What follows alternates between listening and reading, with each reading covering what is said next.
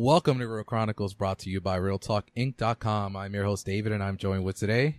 Hey, it's Lewis. Yeah, And Gaius. And joining us, Jen. it's Jen! Oh, did you yell into the mic again? She didn't put her hands up this time. I didn't yell, but David is making fun of me. That's not nice. I'll get you later. Hey, special episode alert. Today is the mimosa The episode mimosa of episode. Real Chronicles, which means that our lovely co-hosts, We're all drinking mimosas. Yeah, Yes. everybody Except drinking, me. Everybody's drinking but Dave. Except for you, 'cause it's like a dry party where you're at. yeah, He's just drinking orange juice and dreams. That's all he's drinking. and I don't know, I don't know how you're drinking after what happened with your bottle service last night. You want to tell us everyone about it real quick No, before we get started? It's not. I'm fine. I'm I'm fine. Paid $60 to hang out with my friends. So, like, at this point in your friendship, you have to pay to hang out with people. Oh, Is that's that what's what popular you're? in the streets? we're gonna have a talk later. Listen, man, We're you gonna talk. can't charge me to hang out with you, bro. No, it's because he did it to one of my friends that he doesn't really know that well, but that's fine. But like, you can't charge people to fucking hang out with you. Nah, Sorry. I didn't know that was popping in the streets now. I'm about to start charging Dave. Yeah, seriously. I paid a lot for this bottle, so that's your fault. That sounds No like one told- someone we know, Lou. Right? But No one told- we'll never charge you to hang out with us, G. Oh, that's good. Well, depends No, how broke I am. Well, yeah. I would pay anything to hang out with. There you go. $60 cover charge to hang out with my friends. It's dumb. All right, so this is the first time I'm drinking mimosas. I know it's definitely not for Gaius. It's Not like Guy- a weekly No, thing since it was 12. No. Not promote underage drinking. I didn't know. But it's a big thing here in Hermosa Beach. I'm already getting texts about mimosas, and I have to do something for work, allegedly. And I can't really go straight to mimosas, apparently. And before we get started, some exciting news that we haven't mentioned on the podcast is that Real Talk will be going to San Diego Comic-Con, and it'll Yes. be represented by Gaius. The one and only. You must be really He's excited. gonna have a press pass in one hand and a mimosa in the other. No, I'm probably not gonna. I can see G walking into SCCC with the mimosa in hand and the press pass. He's like, "Take me to my booth." With shades on. No, I'm actually too afraid to do any partying that weekend. Nah, don't. I have to be responsible. Well, unless it's like Take it from last year we covered at New York and it was 3 a.m. mornings, barely sleeping. It was. Oh, well, that's a problem for you. I really don't even know what I'm doing or how to go about it. I mean, I'm lost. you're gonna do great, but that we're gonna have a tab. We're gonna have coverage for San Diego all weekend, so look out for that. But today's episode, we're going to cover sequels, our top 10 movie sequels. And we'll have an interesting talk as well. Absolutely, and Apparently, there aren't that many good sequels. Yeah, according to one apparently. person. then that's Great sequels. And Ashley's on my list because apparently we have a discussion. I thought sequels meant the number 2 in the No. franchise. According to Dave, It's just anything that comes after the first. first. It's a sequel. That is a sequel, yeah. Yeah, absolutely. My list only covers the number 2s. That's why next Friday is on your list. Oh shit, it's actually not. Yes, that's that means it's a good day. It's a good day if Friday's not on your list. Actually, Friday's probably I take that list. back. It actually was on my list. It was As an honorable next Friday. mention. There's one real funny scene in next Friday. I've not What? seen next Friday, so There's one real funny scene where the guy returns the broken CD. Oh, to Pinky? Yeah. That's the only scene that. Pinky was funny throughout the whole movie. but I know I do want to cover this. See, I was not going to see this movie, but my two co-hosts said that they were. One reviewed it, went randomly. and one said he was going to see it and lucked out and didn't see it, and I was forced to see this My weekend. friend backed out, so I was like, "Oh, cool." So we're going to have a little conversation about. Can we say? To me, it's probably my number 2 worst movie of the year. I reviewed it and I said, Wait, it what's would be number worse. 1? Bye bye, man. Oh, the movie. I thought you meant in the franchise. No. To me, the 4th one is still the worst. No, I say this You is the think worst. this one was the for me. worst. Now, this movie has TIE fighters. This Apparently. movie has Ultron. Baby. This movie has British Megan Fox. It's what does this movie have that's original, Lou? Nothing of all the. Well, it does have baby Dinobots, which I think that's the first time we've ever seen any baby Transformers. I can How see. does that happen, Dave? I can see. I don't know. I can see Jen and I watching this movie because I saw this one by myself, and she would love the Dinobots.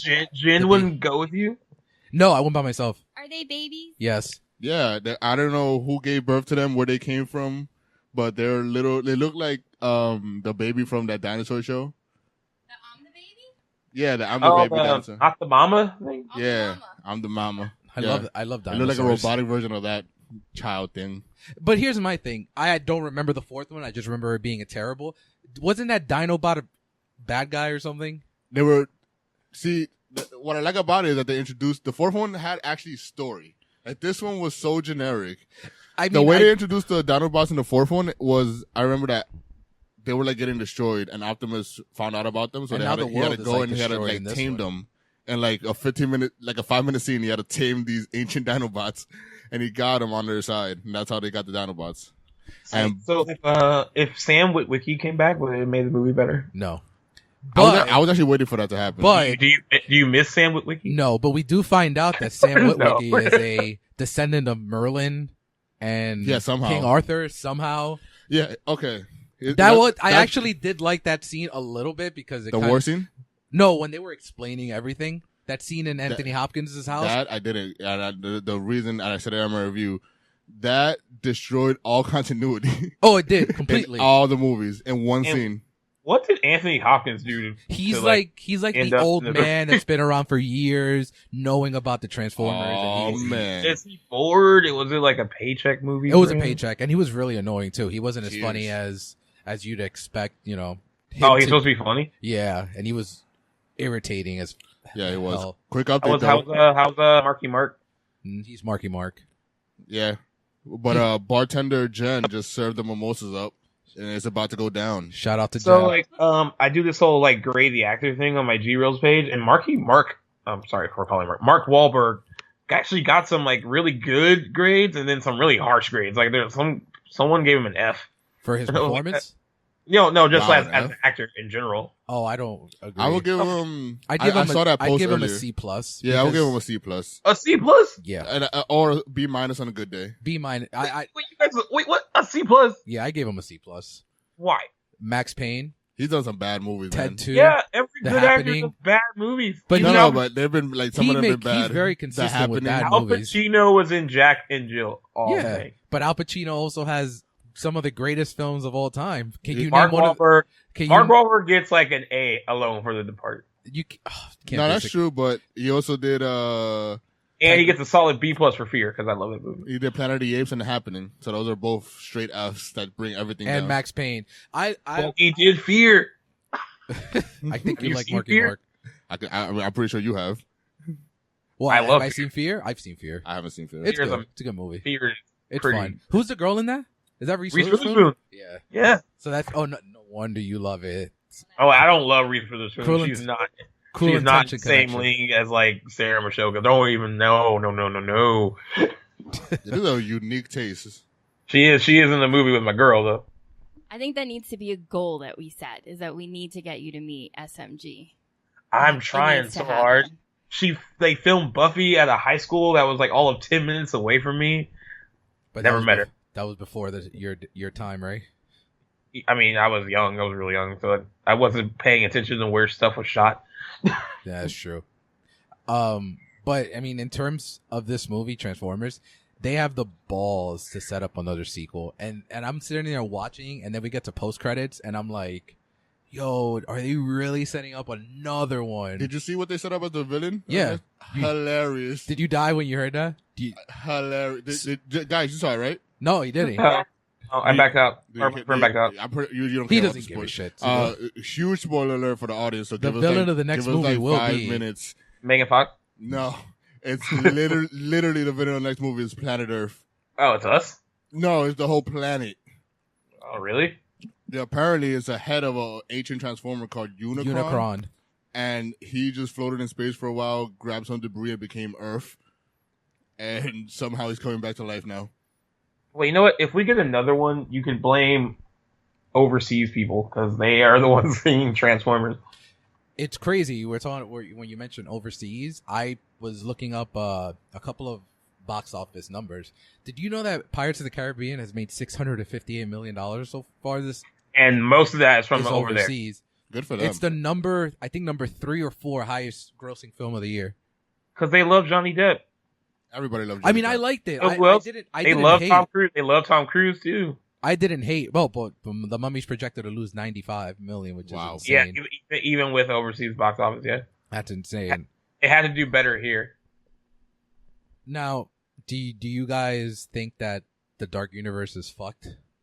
No, they'll keep going with it. I still haven't gotten into it. I'm still trying to understand. I'm still trying to get over. Now, if the next movie is screwed up, and I think that's Bride of Frankenstein's the next one. I think that's gonna be good. But they have a decent director, so I don't know. Like it should be fine. I think it'll be fine. I'm not. It also depends on who they cast as the Bride of Frankenstein. Oh, they haven't casted that role yet. Drew Barrymore. No, it was rumored for a long time to be Angelina Jolie, which actually would have been perfect because I think she would have been great for that. But I honestly don't think she would do it.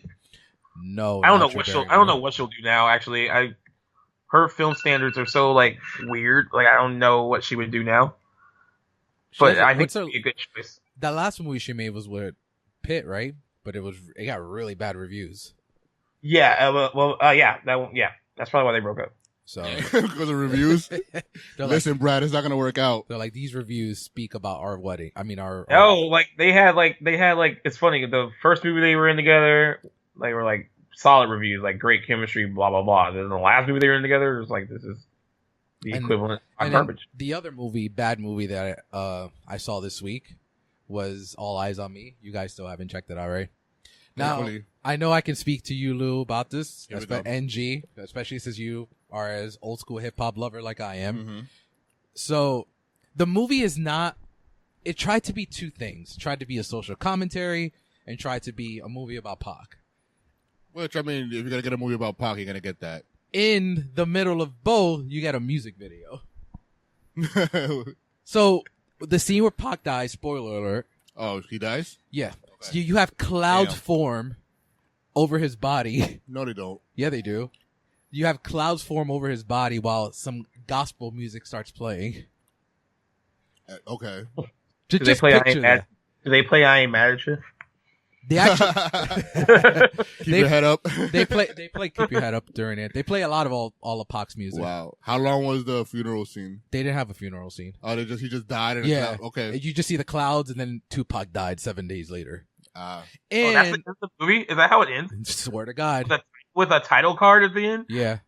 Oh, that's the worst. So we don't even get like a funeral. It sounds like a Lifetime biopic. That's what it was. It wasn't. It was better than that. I'm not even gonna sit here and say a lot of it wasn't great. It deserved a lot better. Should Jada Pinkett be mad about how she was portrayed? See, I don't know their relationship, so I can't really speak on that. She's upset. But what is she upset over? She just says the stuff that they portrayed was not true. She's barely in it. How was Nat Graham? Was she good as Jada Pinkett? I thought she was good. I mean, I don't know that she's like, I don't know why I know her. I only know her name because she's on the Vampire Diaries. But she, she was. Interesting. Yep.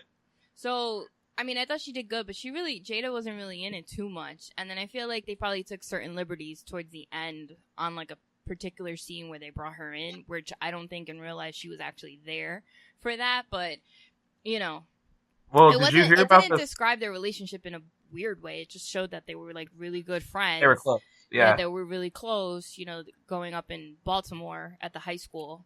And then, like, it kind of just shifts to when they're both, like, in LA, Hollywood, and all that. So if she says it's a lie, maybe they weren't close. Did you see what John Singleton said about the movie? Yeah, I actually, as soon as the film ended, I looked right at John. I was like, John Singleton should have directed this. I think it would have been a really good movie if he directed it. Well, he claims that they stole the rights of the movie from his mom. Yeah, I heard that. At Benny Boom and whoever else is responsible for that movie. Stole the rights from his mother. And that's crazy because I think she passed away last year, but I think if they would have. And then a producer from the movie was like, man, only when like we make movies like this, everyone has to criticize it. I was like, don't make it a black thing. Cause like we criticize like so many movies. Everyone gets criticized. Like a few weeks ago, Tom Cruise got skewered for The Mummy. It's not like a race thing. And looking straight out of Compton, I don't think anyone's criticizing You made a bad movie. Like if you made a good movie, then like we would be like, oh, this is great. And, like Straight Outta Compton. And then we get to continuity. My biggest issue with Straight Outta Compton was certain things that they left out. Lou, Pac's last album. What's it called? All Eyes on Me? No, his last album. The Don Killuminati. Are you talking about when he's alive? Yes. Okay. The Don Killuminati. Toss It Up is on the album. Sorry.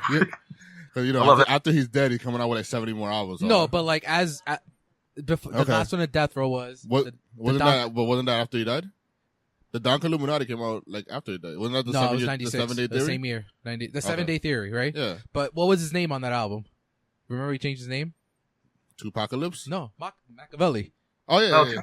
Tupacalypse was Hey, man, late. it's too early for this, man. So, you're supposed to know this stuff, man. I am, but it's too early, man. So, in the movie, they called... It's the mimosa. In the movie, instead of calling the album the Don Illuminati, they called it Machiavelli. And I'm sitting there and I'm like, only we would know this because we're into hip-hop or whatever, but I'm like... I'm like, dude, Benny, boom. You're like a music video director. You should know... First of all, shout out to a grown man named Benny Boom. I hope he never directs anything again. Nah, there's a lot of soul plays that need to come out, so he'll direct those. A lot of soul plays that need to come out is hilarious. The guy that played Pac, he looks like Pac, but his performance was fine. He can't act. He was fine. He just didn't really give out the emotion that someone, that's good would do. So can he play any? Do you think he'll get more work? No. He could, but I don't know. I think what I didn't really like in the movie was that he was like overusing the head tilt. Like he was just always like, and that pout and those lips out and it's like, no. That's a Pac thing though. And then the big thing, I was telling Jen, I was like, I call bullshit right away. Was right before he left because he was gonna marry what was it, her name? Kadada Jones. So they were in a hotel and she's like, Pac, don't go. She calls him Pac? Yeah. Okay. So she closes the door and he's about to go out with his boys before she is the daughter of Quincy Jones, by the way. And so she goes to the door from one side and he goes to the door from the other side and they just touch the door with their hands. And I'm like, yeah, that didn't really happen. It was a very soap opera move. And if it did happen, who knows it happened? It sounds like a great movie. It sounds like a great movie. I mean, it wasn't as terrible as I heard. I'm still trying to figure out how they named an album. If you're telling me it ended at the scene where he died, how did they get to the album? I know they were making it. It had released before. The movie had released before he died? In the movie it released before he died. Let me look this up. Wait, what album? The Don Illuminati. Yeah, the 7 Day Theory. I could have sworn that was come out out before he died. Movie, it came out after he died, right? That's what I. Hey, you want to know a funny side story? Is that I met Suge Knight 6 years ago at Patrick Malloy's in Hermosa Beach. Mm-hmm. You met Suge Knight? Yeah, he came to Patrick Malloy's, and everyone was like, "Oh, we were all super nice to him because everyone was afraid to be mean because we were like, oh, he might kill us." Oh my god, he might actually. He might actually kill us, but he was super nice. But my one friend was like, "Can we just bring up how he killed Tupac?" I was like, "No, we can't. Let's not do that." There's a documentary I highly recommend called Murder Rap. It's about it's on Amazon Prime. I highly recommend. It's probably the best informative documentary on both of their deaths. Okay. And it kind of. Well, what do you think? What do you think happened with Tupac? A lot of people feel that it was a lot of people feel Suge Knight had something to do with it. Here's my thing with Suge Knight. I think he was involved in terms of the LAPD's involvement because I think the LAPD was involved in both their deaths, Biggie and Pac. But they became partners, Pac and Suge, and he was going to run Death Row East. So Pac was. So I don't know if it was full involvement. That documentary actually states that Diddy was involved also in Pac's death. Yeah, I can't see that. I could. Don't sleep on Diddy, bro. I could. I mean, look. He was involved. The guy just take that dance. I can't I mean, his father. Do you not know his history? Do not. I mean, I do. I only see him as he is now, a mogul that works with The Rock. That's his resume. That's all he does now. That's and he's one of the highest. He earned a lot of money last year, apparently. Or yeah. Well, yeah, he owns that TV network. Nobody watches. He has a network. Revolt. Oh, I've never heard of nobody watches that. Well, they buy that Title. It's like Title, and now Title's a big thing now. Well, Title's a music stream. I'm talking about a TV No, I'm just network. talking about he created. Wait, I don't know anyone that uses Title, by the way. Well, apparently Title's a big thing. I'm using it this week. Yeah, I'm gonna sign up for shout out to Tidal's free month because I need to listen to Jay's new album. We need to listen to Jay's new album. A 50-year-old coming out with a new album. There's been there's been times my friends are like, oh my god, we want Beyonce's new album. I was like, we gotta sign up for Tidal, and they're like, well, we're not Beyonce. You just go, Beyonce. You like Beyonce? You don't like Beyonce? I fucking hate Beyonce. I hate Beyonce. Beyonce, I think, is one of the most overrated artists. We're about to lose all female listeners right now. Yeah, Jen loves you Beyonce. know her.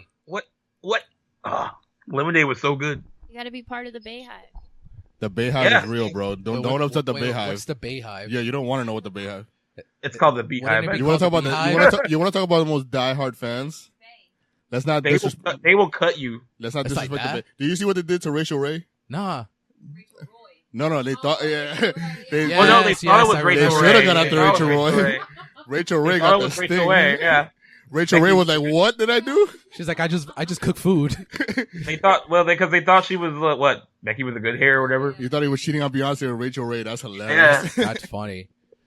Man, there's so many good Beyonce songs though. You're fine. I just don't. I actually went a couple of years ago. Jay and B did a concert here at MetLife Stadium in Jersey, and I went to it. And I legit during Beyonce's set, I was sitting down every single song. You're what? Jay gets in, I'm going. All right, let's bring it down here. How do you hear "Crazy in Love" and do nothing? Crazy in Love is so Jay's on it. Jay's on it, but that's about it. So how do you? She has other good songs. Right, I was going to name another song, and he's on that one too. I was like, upgrade you. Wait, no. Let's break it down real quick, Jay. G, what's your favorite Beyonce song? It's a great topic right now. That's hard, dude. Actually, I really like "Drunken Love." I like "Love on Top." Love on Top, Drunken Love are good. Mine is Me, Myself, and I.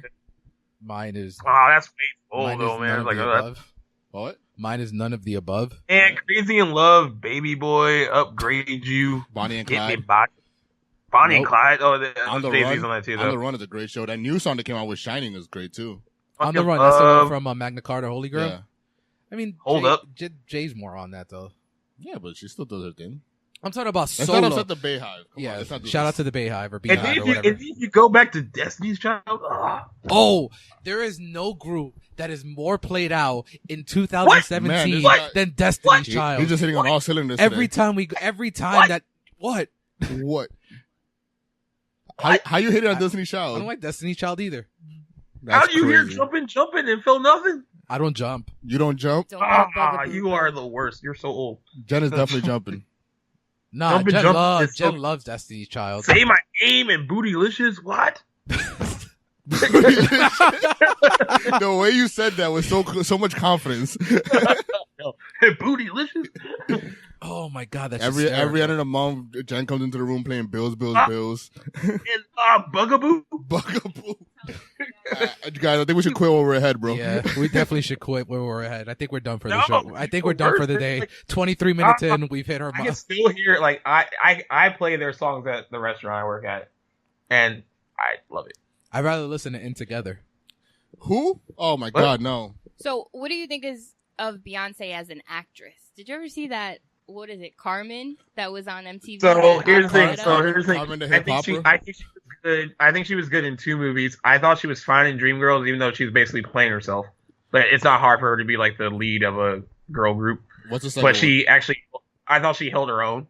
And the other one is Cadillac Records. I thought she was good in that too. A lot of people didn't see it, but I thought she was good in. I thought like Dreamgirls and Cadillac Records were the same movie. She played Etta James in Cadillac Records. Okay. And she was movie. But I think she wants it's funny because I think Dreamgirls was supposed to be her vehicle. Like that was how it started.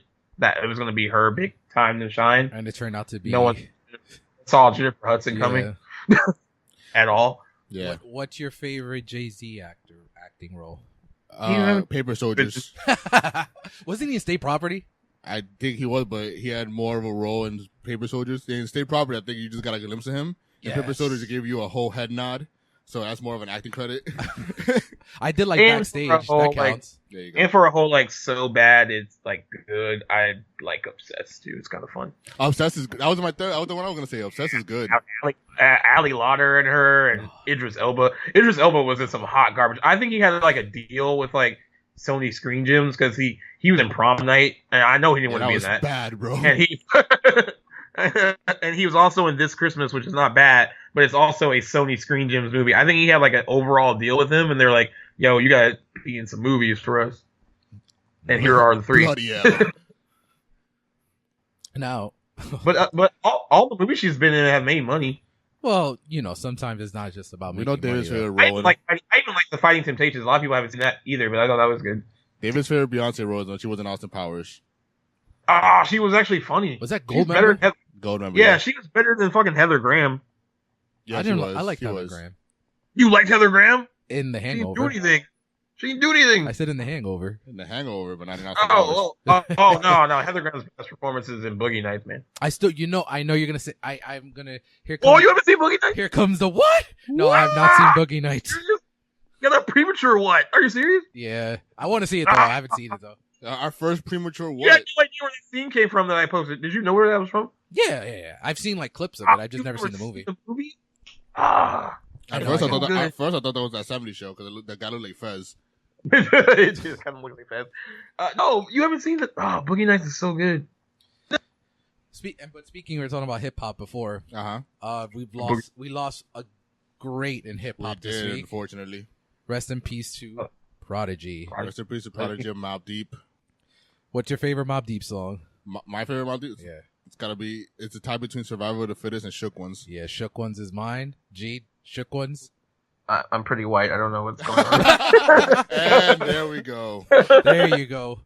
No, he died. And I was like, oh, that's sad. And then my friends looked at me like, you don't even know who he is. You should have been Oh, here. your friend was probably like, I'm so sorry about your loss. So sorry. It's like a completely different, Shout out to Lori. Thank you for your condolences. That too, if you see All Eyez on Me, that too you should see All Eyez on Me with. There you go. We're making Lori famous. No, but it's like a completely different experience being here in New York when he died. Like I was literally in the city when he died, and like the aura of the city, like Prodigy to hip hop heads is especially in the '90s he's legendary. He's legendary to New York. They have one of the greatest hip hop albums of all time. The most sampled hip hop album of all time. Also, they have a very commercial song in the early 2000s. I forgot what it was. What they sang with G Unit. And they had that one song with 112. Yes, that's the one I'm talking about. Love. That was everywhere. It was everywhere. So, my favorite Mobb Deep album is Infamous. Yeah. I think that's everybody's. That's like their classic in the whole collection. But rest in peace, Prodigy. We'll miss you. Now, on a much happier note. Yep. We have our top 10 sequels. Yeah. For me, my top 10 part 2s. But before we get to our top 10, what is your worst sequel of all time? Ooh. Do you have one? I have mine. Thanks for springing that on upon us. Oh, just wanted to see what comes on the top of the head. Worst sequel of all time. Mine is Grease 2, while you guys are thinking.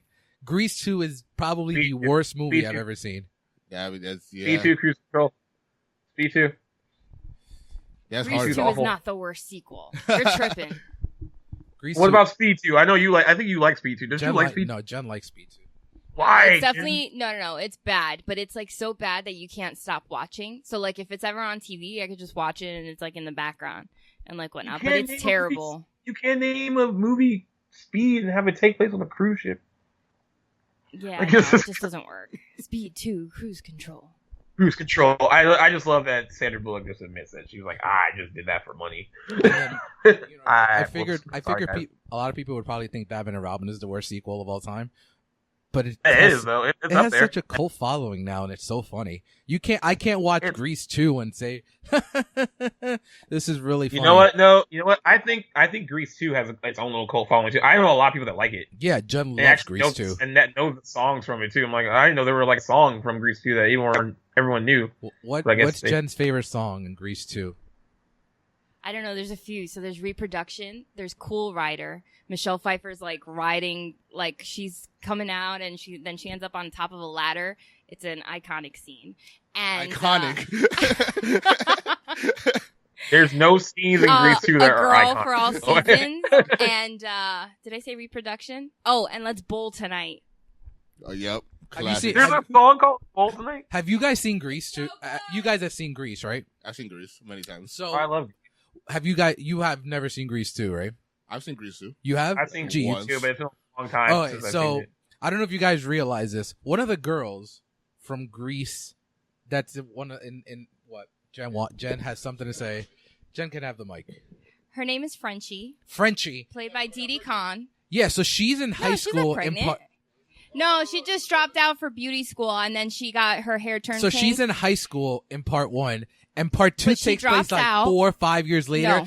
And chick is still in high school. Part 2 takes place like 2-3 years later. So the chick goes back to finish her degree. That's totally plausible. They didn't have GEDs then. Yeah, we were also supposed to believe that Stockard Channing was in high school in Greece, so it's fine. Yeah, Stockard Channing looked way older. Stockard Channing was like old in 78. So it is plausible at the time. Like, you couldn't get your GED then. So she would have had to have gone back to the school to take a few classes. And all she had left was a chemistry class where she meets Maxwell Caulfield, who's brand new to the school. He's the Sandy in this version. And then, you know, he finds Michelle Pfeiffer attractive. She's the leader of the Pink Ladies. And there you go. It's terrible. It's fantastic. And then to Grease top 2. And then to top that, Michelle Pfeiffer's boyfriend in the movie falls off a cliff. 10 minutes later, he shows up in his musical scene. All platinum. No, this musical scene is when they're doing the school pageant, okay, during Christmas time, I think, or whatever, and they're playing the song "A Girl for All Seasons," and everybody has a different season. And in homie it, shows and up. Michelle is distraught because he just went off the cliff, so she doesn't know if he's alive or dead. She thinks he's dead, so she's daydreaming. So he comes out in this musical sequence during a daydream. It's totally plausible. Answer me this question. What? Does he die in the end, or is he alive? No, he's alive. Homie falls off the cliff and he's alive. Okay, but whatever. I mean, you know, like, he could have landed in a pit of tar, a pit of whatever. I don't know. We don't know. We have to suspend our disbelief here, like in a lot of movies. There's a lot of But he suspension comes of back. disbelief with Grease too. And then they have a magical ending scene. Oh my god, just see At a Hairspray. Wait, what? Don't watch Grease 2, just watch Hairspray. Hairspray's better. No, it's so... Yeah, They're not the same what? thing. They're not the same thing. They're not. One's probably decent and the other one's hot garbage. No. One is good and one is hot garbage. No, they're saying. both great. And... Oh, Hairspray, you do not compare Hairspray to Grease 2. Well, you were the one that started it. No, I'm just saying, if you want to watch a better musical... I'm trying to get Dave to watch Hairspray, because I think he'd like it. If it's on Netflix, I'll check it out. This is a great What do you episode. mean? Go buy it. I think he would like the newer Hairspray I bought it. better. I brought it proudly when it came out. So far, before we get into our top 10, we've had a discussion about Beyonce and Grease 2. This is kind of better than our usual Titanic and Drew Barrymore discussions, but this is fun. It's so bad though. Grease 2 is god awful. Shout out to one of Jen's closest friends, Adrian, who also she hates Grease 2, and she's on Team Hate Grease 2 with me. Adrian also loves the Drew cell. Barrymore. Oh Drew Barrymore no! has been I'm calling her out now. Gee, did you hear this? What? Adrian also loves The Cell. The Cell's terrible. The Cell's not terrible. Oh my god! Why do you like The Cell? Why do you like The Cell? Cell? Is so underrated. It's so good. It's so bad. Oh, it's so good. Oh my god! Watch it again. Watch it again, dude. I used to see that movie on pay-per-view because it used to play like every 2 hours. That it's good. Terrible. It's good. Watch it again. Lou's eating a donut. He's like, nah, I'm just here drinking mimosas. Listen to this one. Another movie I bought proudly. Like, I'm buying The Cell. You bought The Cell? You own it?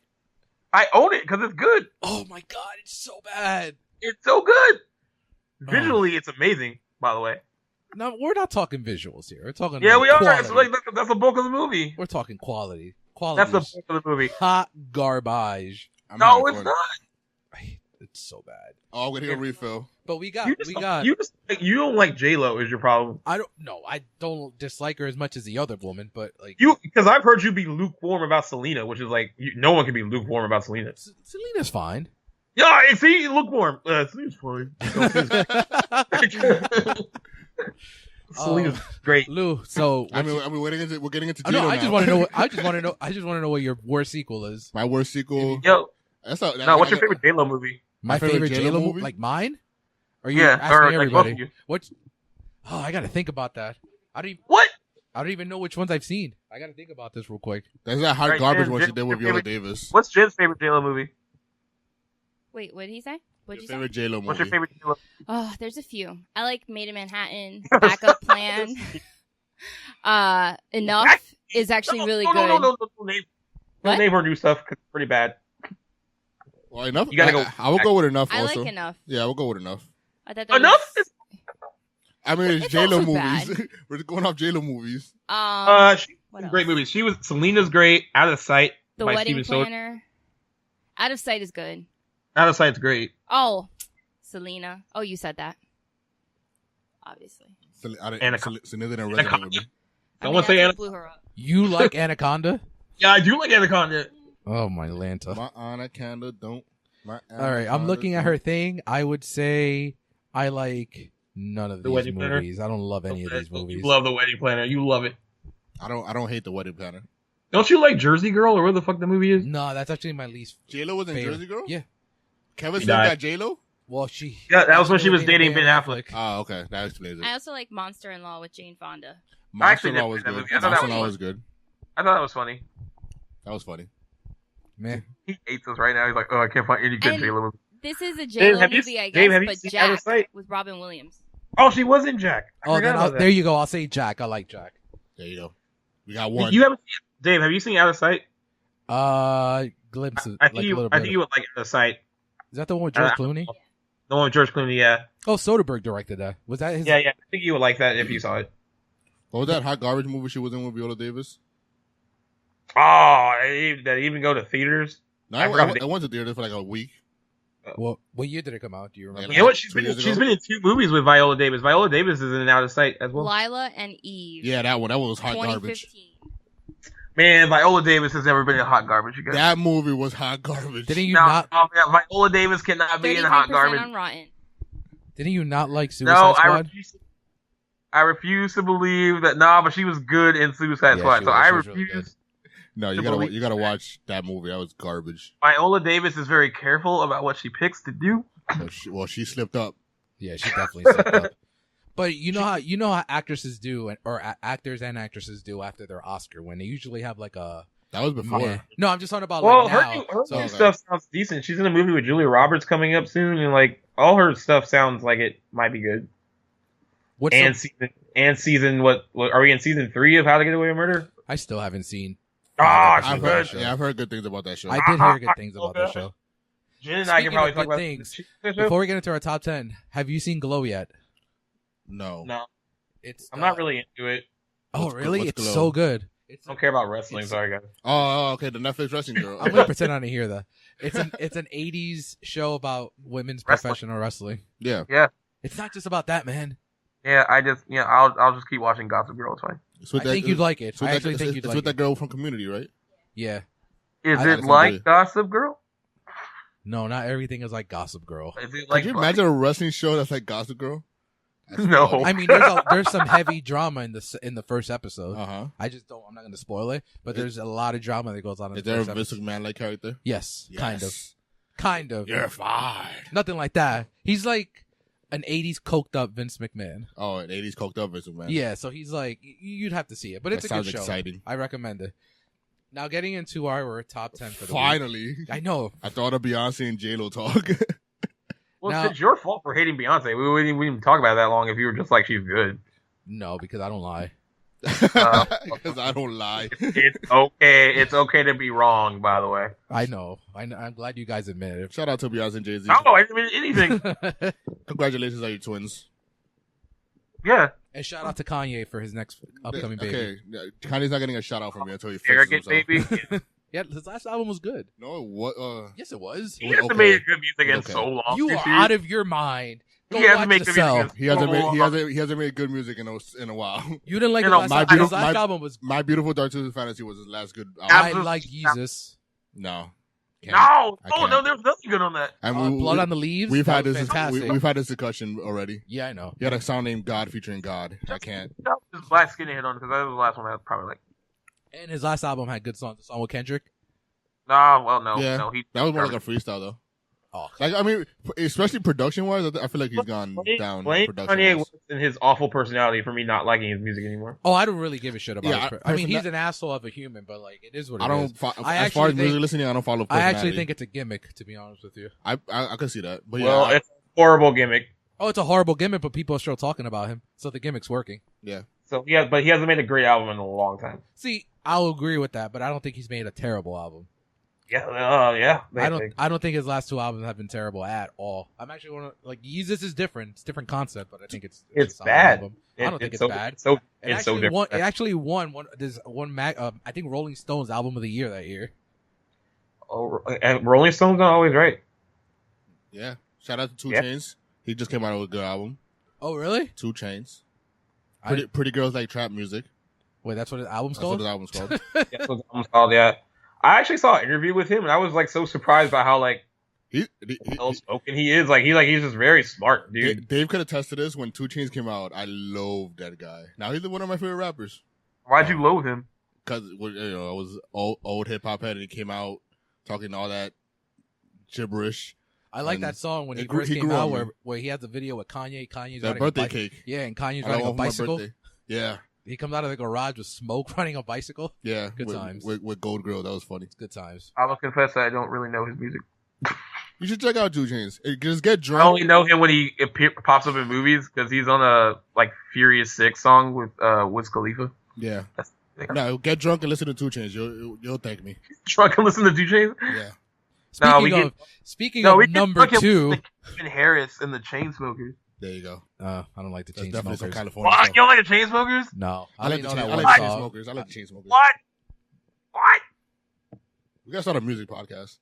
I know. Today's half of this is a music podcast. What happened? How do you hear Closer and feel nothing? I don't feel much. Another one that came out.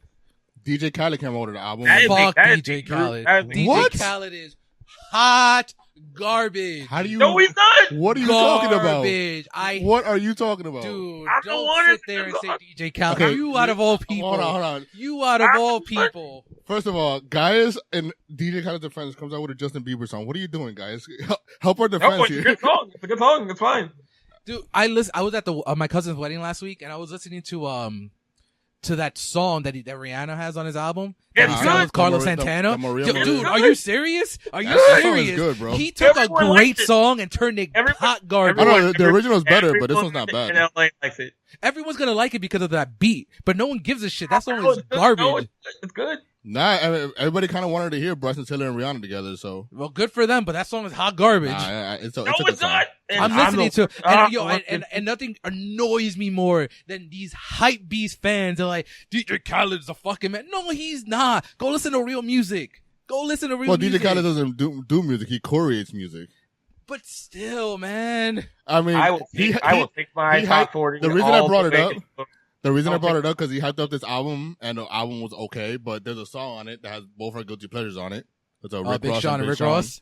And I listened to it. I was like, oh, look at that. There is I think 1 or 2 DJ Khaled songs that I hip hop with Nas and Scarface. No, the one with it was Kendrick that you put me onto that a couple. That was years the last ago. album. The one with this is years ago. It was Kendrick. You know, like all I knew J. was Cole and Big Crit. Oh no, yeah, that was years ago. Yeah. They Ready. That's a dope song. And last year he came out with I think it was the same album. It was hip hop with Nas and Scarface. Check out that song. I just and I don't like him as a person. Is just him as a person is amazing. DJ Khaled. Yeah. Fuck yeah. How is he not amazing? Are you serious? He's like the dad of the century, bro. He's got such a big head.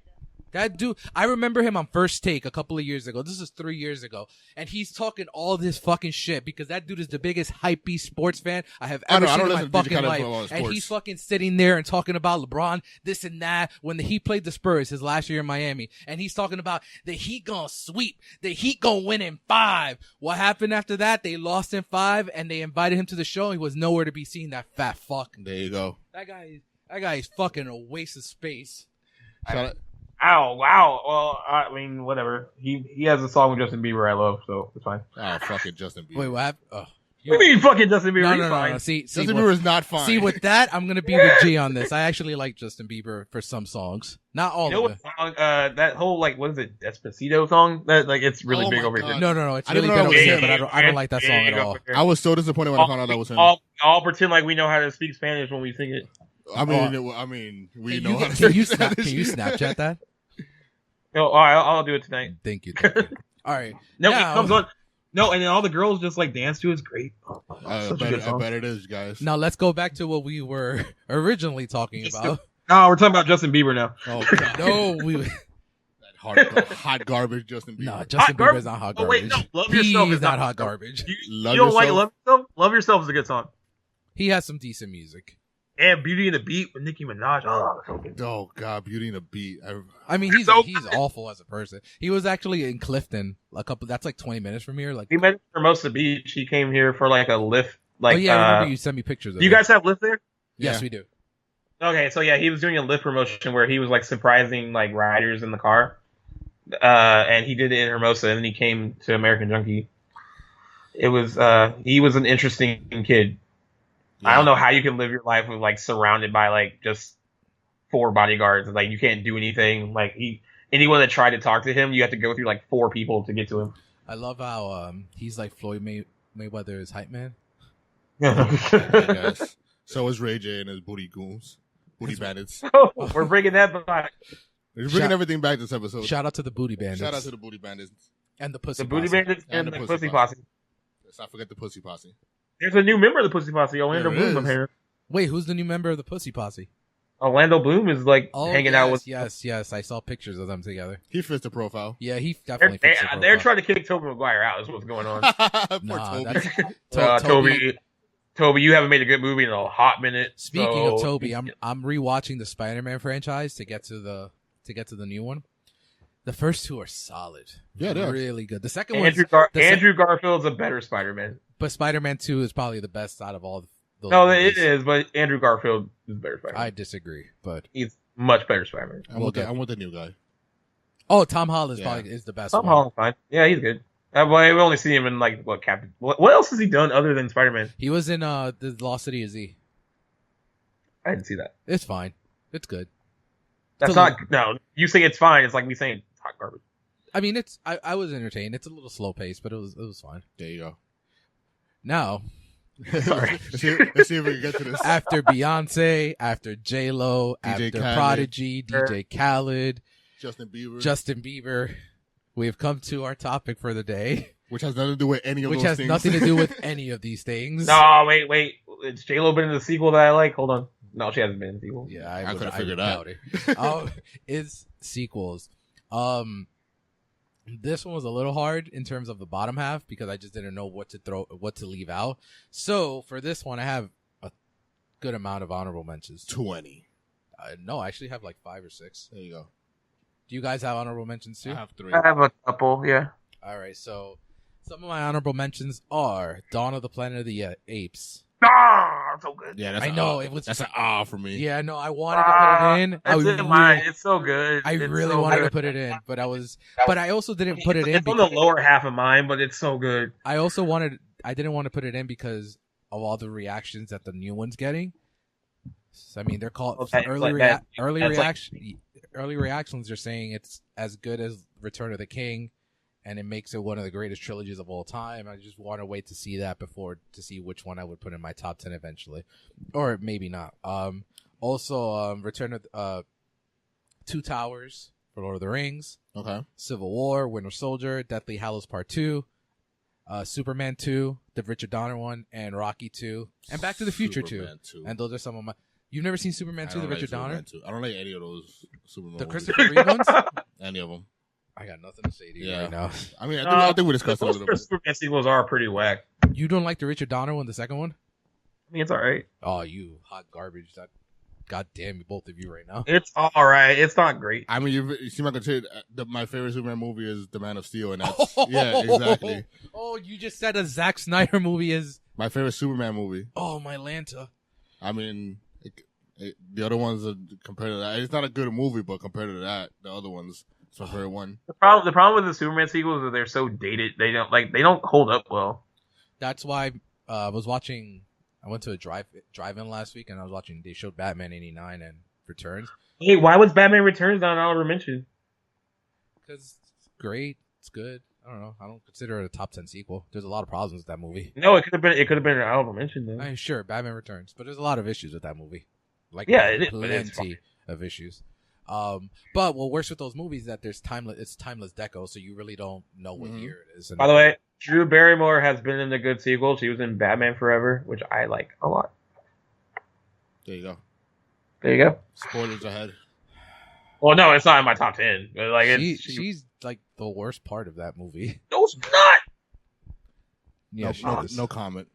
The way you guys hate on her is like ridiculous. How do you hate on a girl that was in Home Fries? No, I'm sorry. How could I? God, we should go in the corner for that, Lou. Yep. All right, those are my honorables. What do you got, Lou? I have Finding Dory. Really? Yeah. Oh, okay. Did that make your list? No, nowhere near it. It's just fine. Nah, it was alright though. 28 weeks later. That's a good so one. good. That's a good I know, one. it is. And next Friday. I think you just threw that in right now. No, I actually had it there. I forgot I had it there. All right, G, what's your honorable mentions? I had Blade 2. And whoa, you don't like Blade 2? The best thing about Blade 2 was that Mos Def song at the end. I against I. Yeah. And I had Desperado, which is a sequel to El Mariachi. You know, I still haven't seen that, but I heard great things about it. Yeah. And then I had Indiana Jones and the Temple of Doom. I thought you were going to say the Crystal Skull. No, in the Temple of Doom. Making it clear that it's the Temple of Doom. You know, I like Last Crusade over Temple of Doom. They're all great to me, but I mean... Temple of Doom's like real dark, though. A lot of people don't like it. But like, I like it. Alrighty then. We hit our 10. I'll take number 10 this round. Okay. Number 10 for me is Spider-Man 2, the Tobey Maguire. No, you mean the Amazing Spider-Man. No. You know exactly what I mean. With Electro.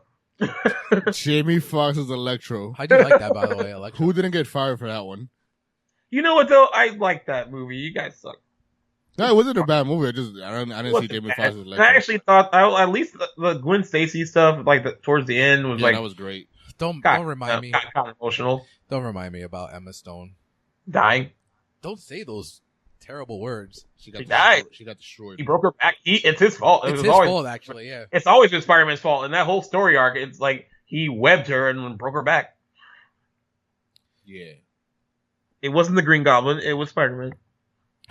Shout out to Spider-Man. But no, I love Spider-Man 2. I think it's one of the best superhero movies of all time as well. Also because you had the first one, we had the origin story of where, I think it was how he became.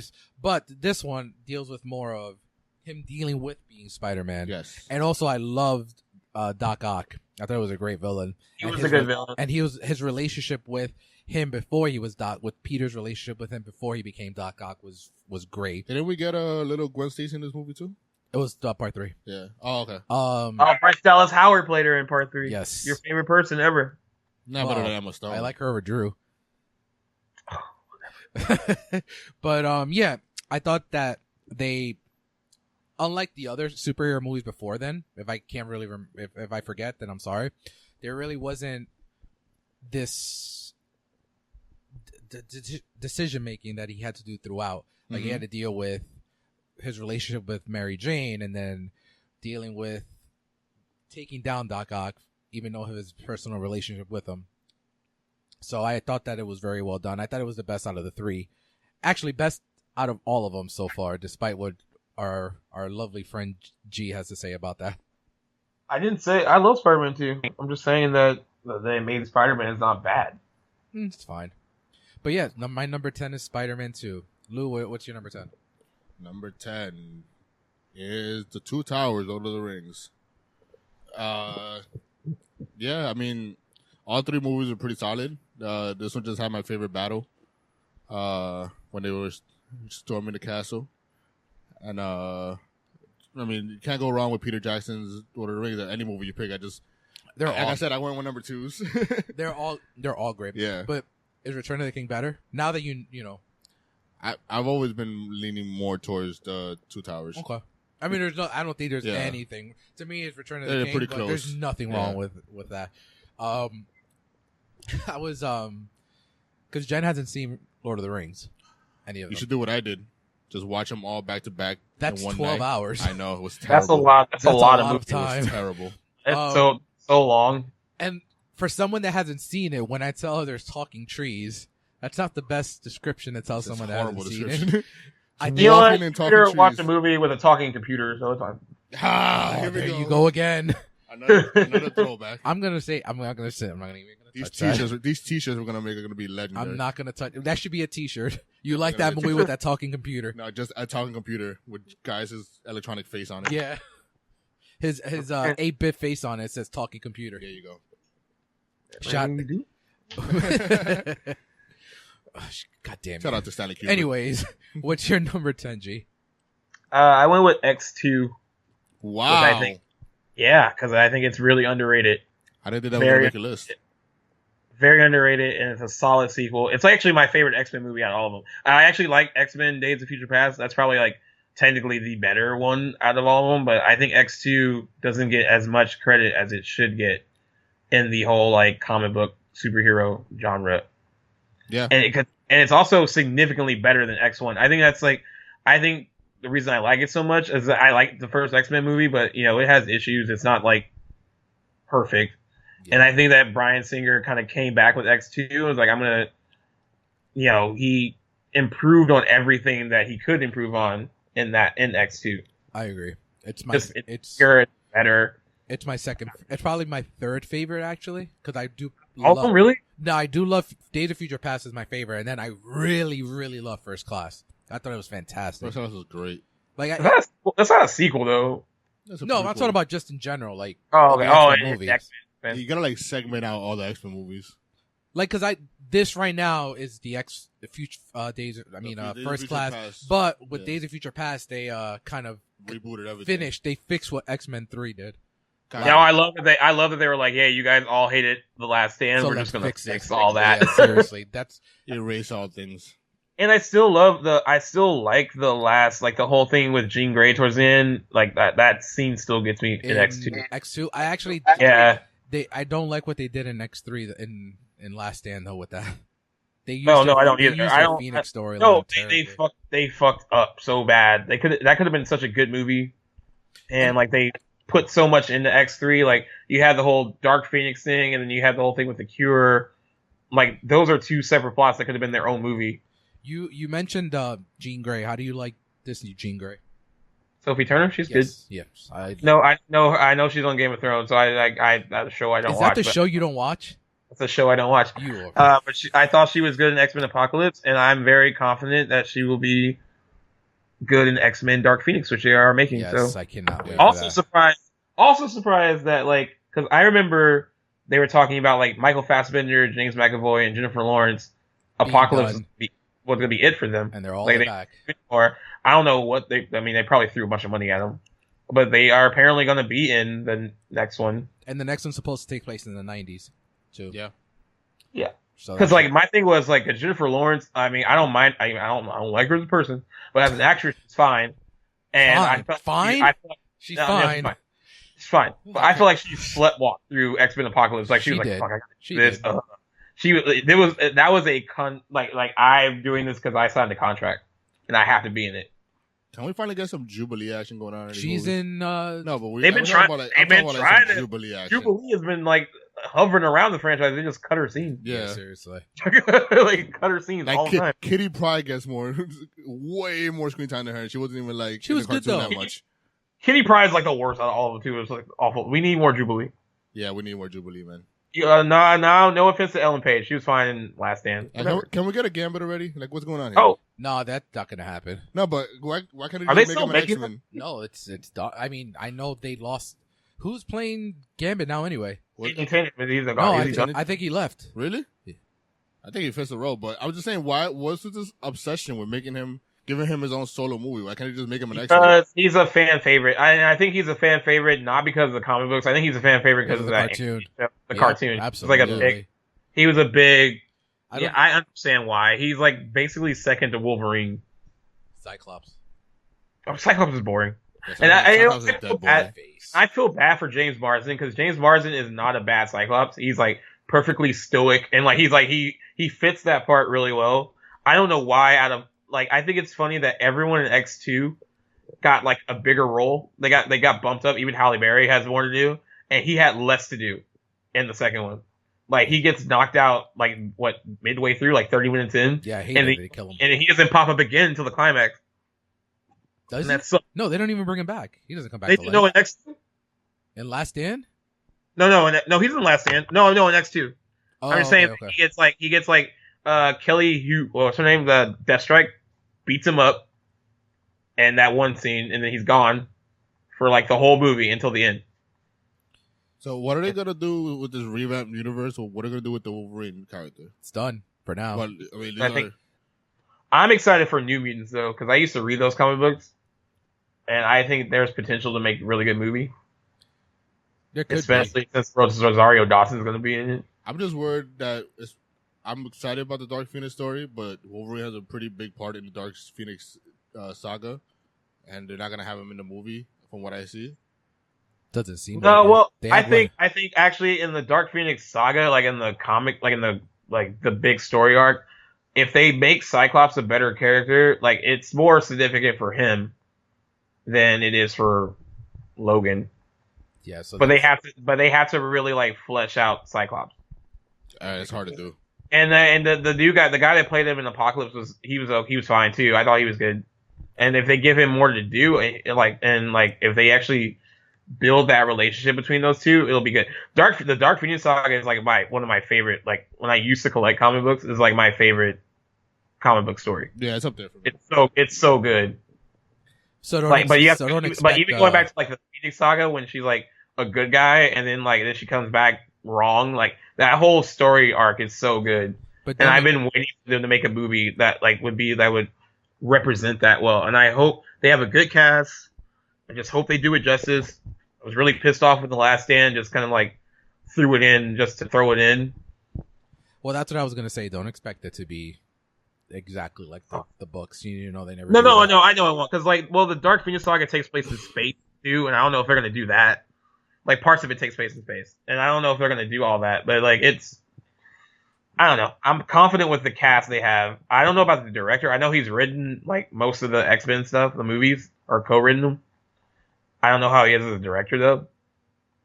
But I'm hoping it's good. Well, I hope so. We shall see what happens with that. So moving on to number 9. My number 9 and my number 8 I'm gonna put together because they are from the same franchise. My number 9 is Toy Story 3, and my number 8 is Toy Story 2. Toy Story 2 is garbage. Excuse me? What?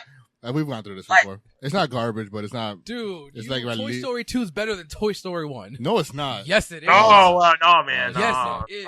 No, it's not. No. Yes, it is. No, honestly, like I like all three of them, but They're like when I think about Toy Story though, I never think about the sequels. I always think about the first one. I always go back to the first one. But that's more nostalgia. I prefer 1 and 3 are tied for me. 2 is the bottom one. But 2 is not garbage. Yeah, 2 is not garbage whatsoever. Yeah, I mean, there's only been like one garbage Pixar movie, and that was actually 2. Cars 2. No, Cars 1 is fine. Cars 2 is trash. I actually like 2 better than 1. Oh, I thought Cars 2 was... Yeah, that whole franchise is... Dude, Cars 2 wasn't even about Lightning McQueen. It's about guy. I like Mater. That's the thing. I like Mater. And most of the Pixar's movies are overrated. They're good, but they're overrated. Stop. Blasphemy. They are. Not all of them are overrated. Most of them are overrated. But anyways... like Ratatouille? I do like Ratatouille. I'm okay with Ratatouille. It's at the bottom of my list, but it's not bad. So for Toy Story 2, I think it came out during a time before Pixar was the machine that it was. So you had Toy Story and then you had A Bug's Life, which is fine. I like Bug's Life. But Toy Story 2 came out during a time before Pixar became that powerhouse that it is. So Did it come out before The Incredibles? Yes, way before, like 6 years before. No, 5 years before. I don't know the timeline. Sorry. And the fact that it was able to not only be successful critically, but make a whole bunch of money shows the powerhouse that it eventually would become. And I actually like the story of finding out about Woody's past, and you dive into these characters instead of just their relationship being based solely on Andy's acceptance. Mm-hmm. You actually dive into a backstory of Woody. Does he really want to be with Andy for the rest of his life? All that was so well done. Now Toy Story 3 is more of the closing chapter, and I think it was so well done, and it played with everyone's emotions in terms of anyone that started from Toy Story 1 and worked your way down to Toy Story 3. Well, that whole story thing about letting go of childhood things in Toy Story 3 actually hits home. I didn't realize how, I didn't know it was going to hit home that hard. But, the whole thing of, oh, you're growing up and you have to, let go of, all these things that you liked as a kid. That, yeah. That movie came out, Toy Story 1 came out, I was 8 years old. And then we fast forward 15 years later, and we're, I think it hits home for most for our generation. Yeah. I teared up more when Andy was giving away giving them away. So more than when they were about to die, because that was sad, but you knew they weren't gonna die. You don't know. Pixar rarely pulls that string, but when at the end when he gives them away, I'm like, the first thing I thought of was, I'm like, all right, you can keep Buzz and Woody, you don't really gotta give them away, just keep them in a box or something, because I'm 31 and I still have figures that I have in a box from my childhood that I would never give away. Jen, could you imagine the scene where Dave has to give away all his Pop figures? See, the Pop figures I wouldn't be, because I've only been collecting for a few years. But it's gonna be a very hard day. But if I have to give away a figure that I had as a child, because I can make room for a little figure. Sometimes we see things in stores that are sealed, perfect condition, and he'll go to me and be like, "Oh man, I had that." I understand the nostalgia with it. I have things that are I kept as a kid, and there's a lot of stuff that I'm like, oh, why did I throw it out? But then it's you can't hold on to everything. There's no room for everything. So yeah, that's why 3 and 2 fall into on my list as the best sequels for me. All right, Lou, what's your number 9? My number 9 is Rec 2.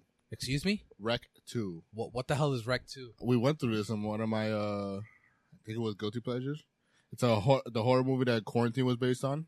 Oh yeah. Oh, I'll let you go. I'll take a backdrop on this. These are Spanish films. If anybody, I like Rec. I don't think Rec 2 is great, but the Rec. Well, there's the aspect of it. So, if anybody's seen Quarantine or Rec, you know that the news reporter towards the end, she gets attacked by that monster at the end. So in part 2, they literally start right after that point, and it sounds like a SWAT team into the building. And just the aspect of the SWAT team having to deal with this, and then they find her, and the stuff that goes on through with demonic stuff and the twist towards the end, a fantastic horror movie that I'm very upset that the English version didn't duplicate. Since the Quarantine 2 took place on a plane. On a plane. Yeah, it was also video, whatever the fuck. Yeah, it was straight to. I think it was straight to Netflix actually. But yeah, they didn't duplicate that at all, and then. I just felt like this was a great follow-up to a fantastic first horror film. Quarantine is actually solid, though. I actually think Quarantine was good. I just didn't like the ending because they changed up the ending from the original. Yeah, they did. But I like Rec a lot. I saw Rec before I saw Quarantine, and yeah, they did. But it's still good. But yeah, David and Jen, you guys gotta rock to Rec 1 and Rec 2. You can stay away from 3 and 4, but Rec 1 and Rec 2 are fantastic. I agree with him on actually most of that. I don't think Rec 2 is great, but I like Rec a lot. Alrighty, I'll definitely look into that. All right, G, what is your number 9? My number 9 is the. We're pretty gonna go left here, but I'm putting in A Nightmare on Elm Street Part 3, The Dream Warriors, because I love it. Okay, that's not bad. I like Dream Warriors; they're so good. It's actually, I think it's the best. I technically Wes Craven's New Nightmare is the better sequel. It's better. It's as far as being technically well made, it's better than Dream Warriors. But I can watch Dream Warriors over and over and over again. So you're not a fan of Nightmare on Elm Street Part 2? No. You know what? I will give it credit though, because Freddy is still pretty dark in Part 2. He's still kind of scary. Do you know about the backdrop rumors about that movie, right? You mentioned it, but you didn't get into it. The whole gay thing. Yeah. Yeah, what's going on? Yeah. It's the gay. It's very. And the lead actor was gay in real life. And he's gay in real life. Yeah, the lead actor is gay in real life. That. Yeah, so it makes it even better. And do you have that whole Never Sleep Again? Yeah, I have it. So when they talk about that movie, it's really funny. And like apparently when they were making it, they thought, we didn't really know. Like, we really? There's so many things in that. For anyone that's not aware, there's so many a undertones like about coming out in Nightmare on Elm Street Part 2. It's on Netflix. It's called Never Sleep Again, and they cover all the Nightmare on Elm Streets. And in Part 2, there's a section about just how everyone looks at that movie as the gay Nightmare on Elm Street. And actually, that segment in Never Sleep Again is the most interesting one to me because I knew very little about Part 2. Yeah, same here.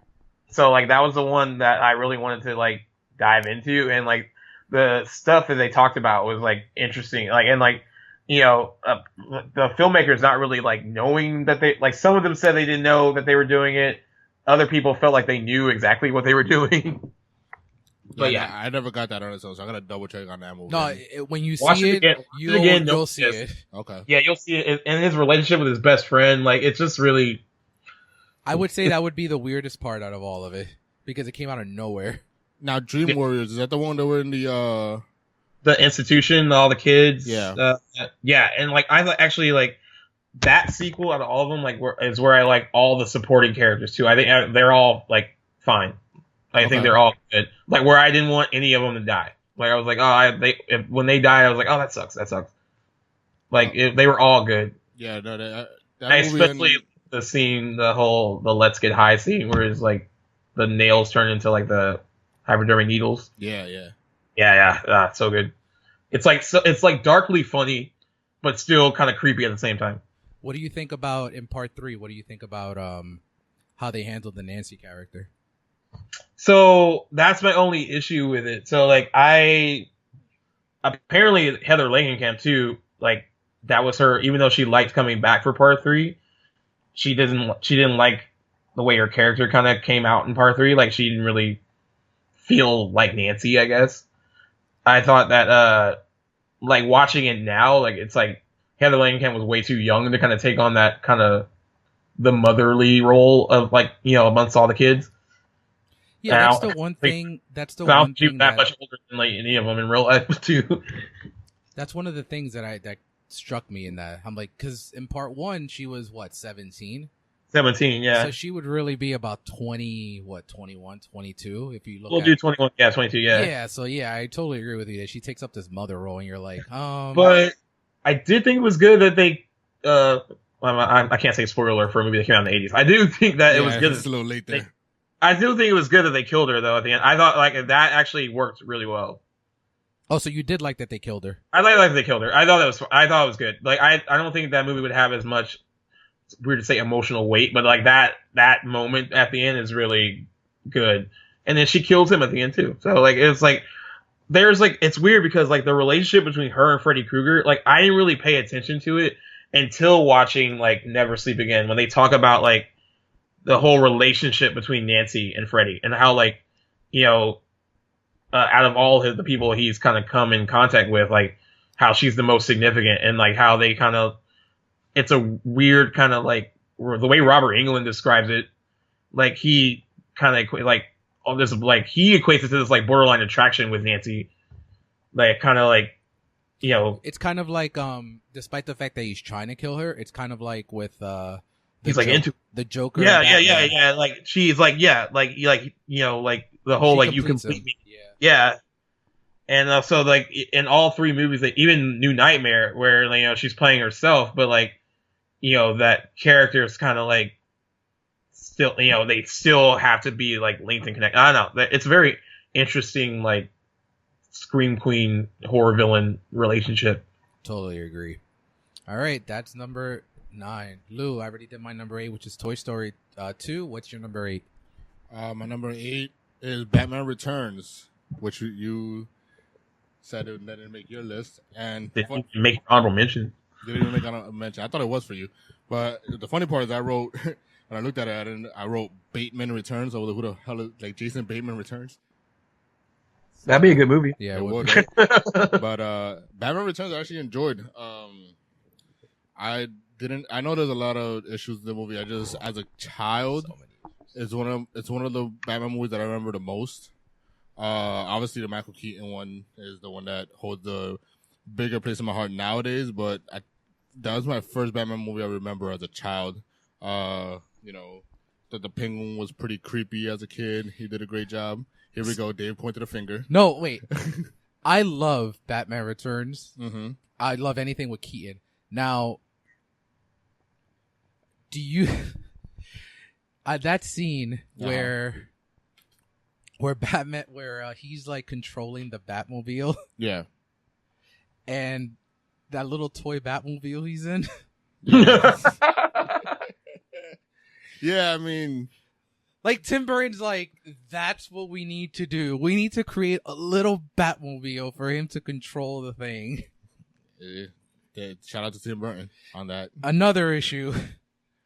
Why the hell does Catwoman origin have to do with like? I mean, she was our first Catwoman. We can agree that it's a better Tim Burton movie than a Batman movie. It feels like a very much a Tim Burton movie. Yeah. It definitely is. Than a Batman movie, and I've actually learned to accept it as that. Like, I think that's why I like it more than I did, when I was younger. It's very much a Tim Burton movie. It has very little to do with Batman. It's definitely a Tim Burton movie with a Batman backdrop, and it gave us a lot of memorable moments. Oh no, yeah, I love Batman Returns, but like when someone tells me that it's the best Batman movie, who says that? Oh, there are. There's plenty of people that think Batman There Returns are a lot is better of than people Dark that Knight. love Batman Returns. Wow. But I think they're all caught up in the visuals and like all that. Like it's a good movie. Like it's a good again, it's a good Tim Burton movie. Like I think it's interesting that he made that and Edward Scissorhands kind of back to back. And like even some of the same score, like some of the music kind of sneaks in the Batman Returns from Edward Scissorhands. Like it's like I felt like he was making like one big movie. Like I guess he identified with the Penguin character a lot. Because he's strange and like. I think he identifies with the villains a lot. I think that's the big. He does, and that's why the villains like. So like I don't know if you ever read Roger Ebert's reviews of Batman and Batman Returns, because he gave him 2 stars out of 4. Really, he did.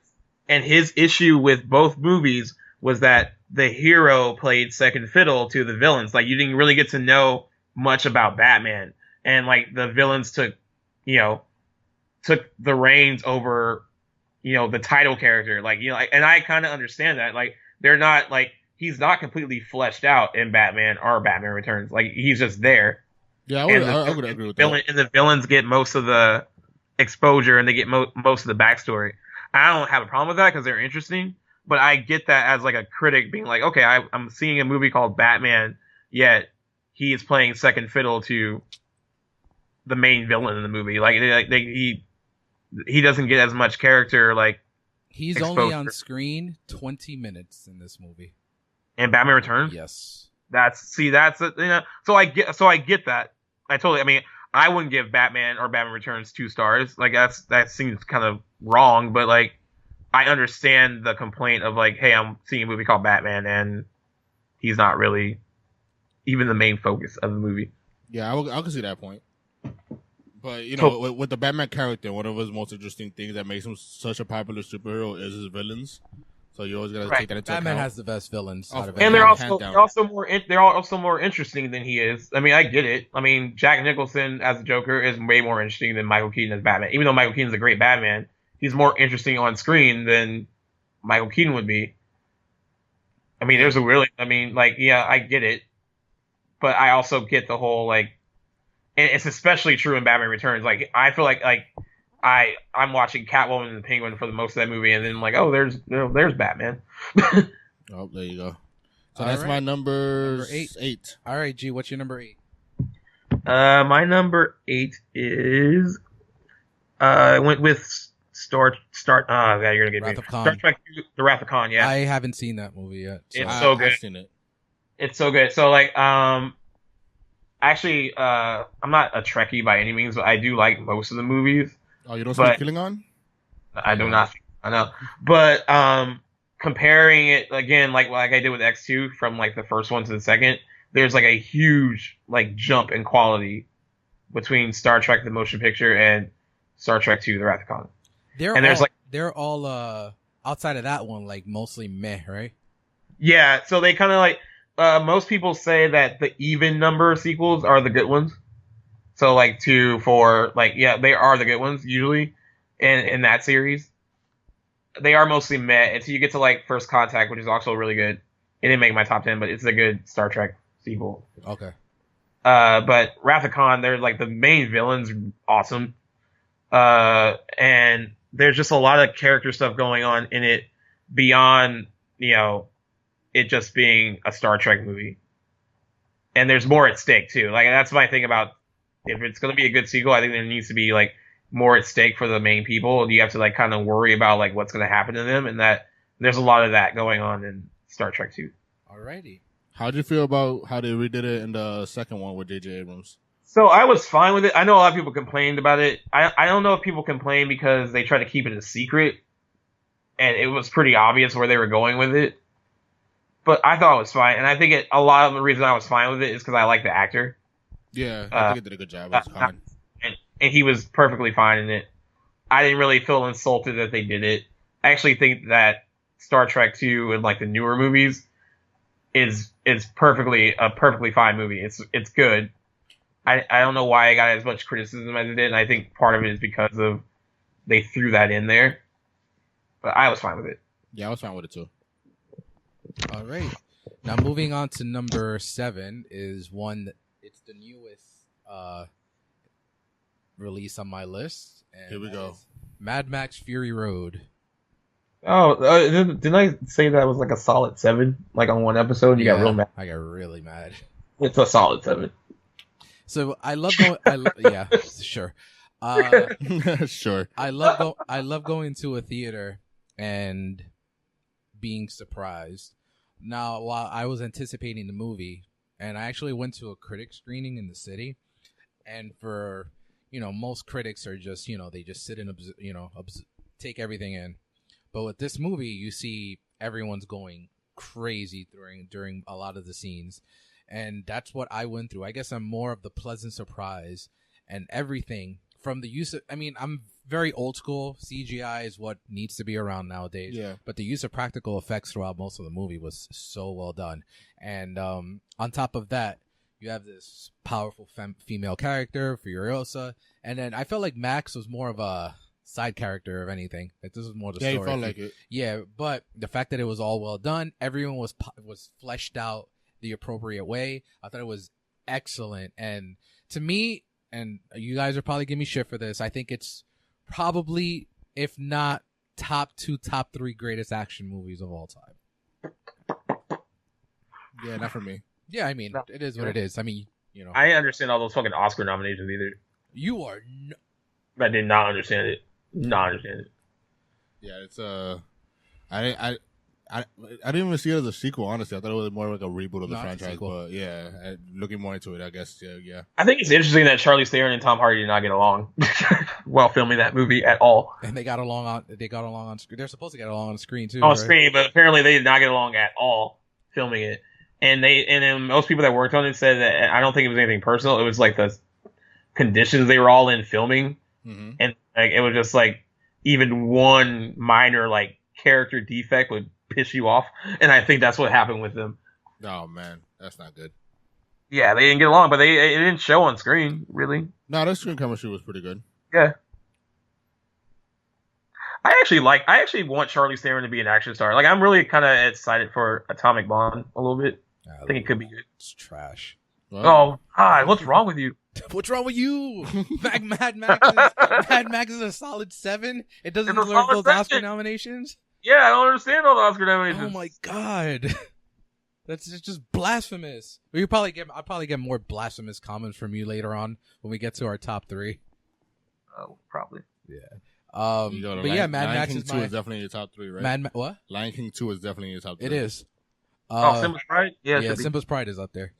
Mad Max is my number 7. Lou, what's your number 7? My number 7 is Terminator 2 Judgment Day. It's so low. It is, right? It's so low.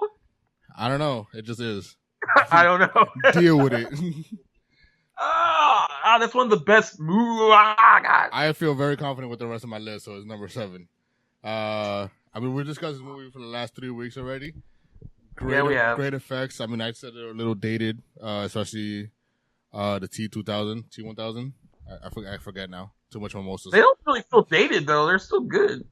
not. No. Arnie's graphics are good. I'm just talking about the cop, I guess, and the metal effects are a little dated now. But the movie overall is a great action movie. That's probably is one of my top action movies. Going back to that discussion, it's one of the first action movies I saw as a kid too. So that always brings back memories. But it's definitely my number 7. It's not as good as a sequel as the other ones on my list, but for me, it was better than the first one. I know a lot of people think the first one is better. I'm looking at you, Jen, but I like 2 way better. I think you did. No, I didn't say the first one was better. I just said 2 is 2. No, yeah, that was your tagline. Yeah, that was 1 my is tagline. 1 and 2 is 2. Yeah. But like, no. I just said out of James Cameron, Terminator, the first one was probably my favorite movie of his. But no, Terminator 2 is great. I think I saw that in the theaters. I was probably like 5. There you go. Yeah, I was pretty young. I remember seeing it in the theater, but I was real young. All right. But I do remember going. And G, what's your number 7? My number 7 is the Bourne Ultimatum. Sure. Sure. Okay. Why not? It's better than Mad Max. Sure. Why not? Sure. It is better than Mad Max. Sure. It is. What's wrong with the Bourne Ultimatum? It's great, but it's not better than Mad Max. It is better than Mad Max. It's fine. Sorry, the Bourne Ultimatum was too cool to get Oscar nomination. No. Cool. More than it was too cool for that. I'm not even going. I don't know if I want to explain why I like it anymore. He's taking a but stand. I like it a lot. It was actually a toss-up because I actually like the Bourne Supremacy as well. But again, it's like rewatch value. I have to come down between like rewatch value and I actually can watch the Bourne Ultimatum like over and over again. I think it's really good. Still, I have the opportunity to watch all these movies and I still have not watched them. It makes me more mad about Jason Bourne because I was like really excited. I skipped over the Bourne Legacy. My God, it's Jason Bourne. But Jason Bourne was so bad. I gotta get into that. When I you thought Jason Bourne was really bad? Yeah, I didn't like it at all. Oh, okay. I didn't like. It was boring. I didn't like the what's that chick that won the Oscar for that movie with Freddie Highmore? Alicia Vikander. What's her name? I don't know. I can't remember. She's like the main chick in Jason Bourne, and she didn't fit the role at all. She was annoying. I didn't like what they did with Julia Stiles' character either. I forgot she was in it when I rewatched the franchise before watching Julia Stiles was in them. I forgot she was in it. She was. And she's like a dancing part like number 3. Maybe that's your problem. Yeah, I Maybe. guess. So to number 6 now. Lord of the Rings: The Return of the King. Return of the King. Yeah. Okay.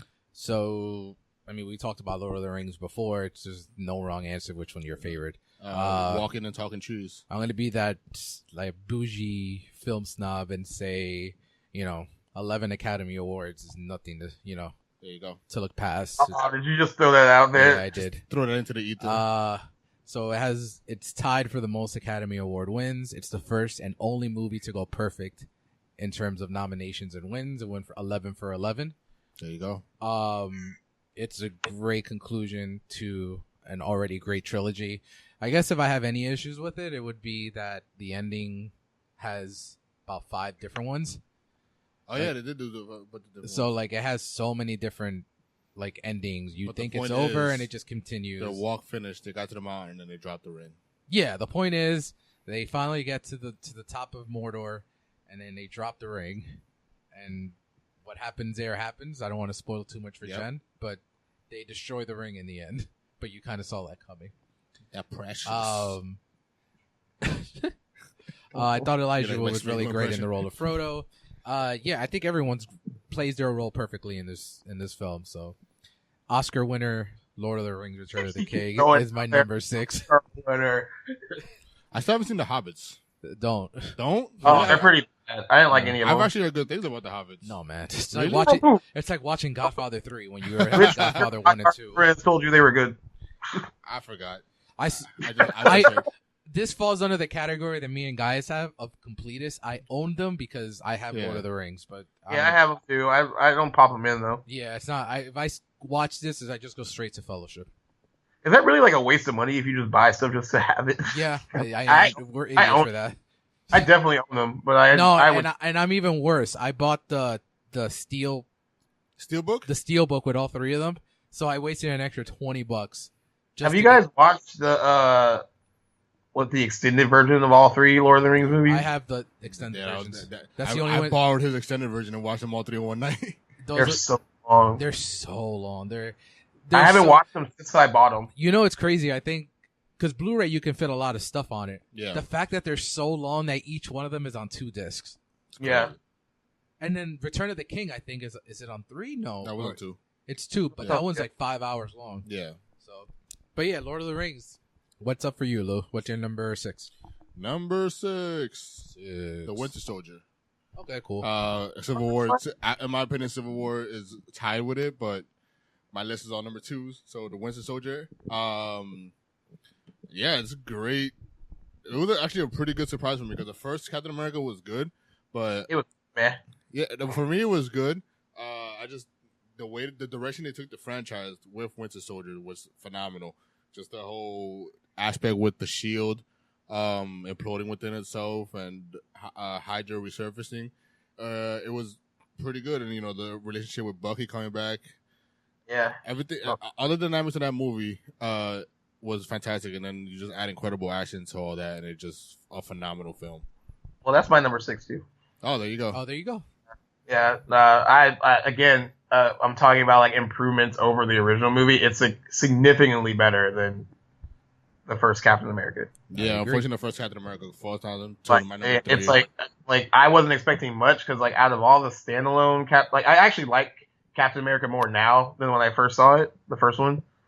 But I was really surprised at like the jump in quality between the first one and the second one. Yeah, it was drastic.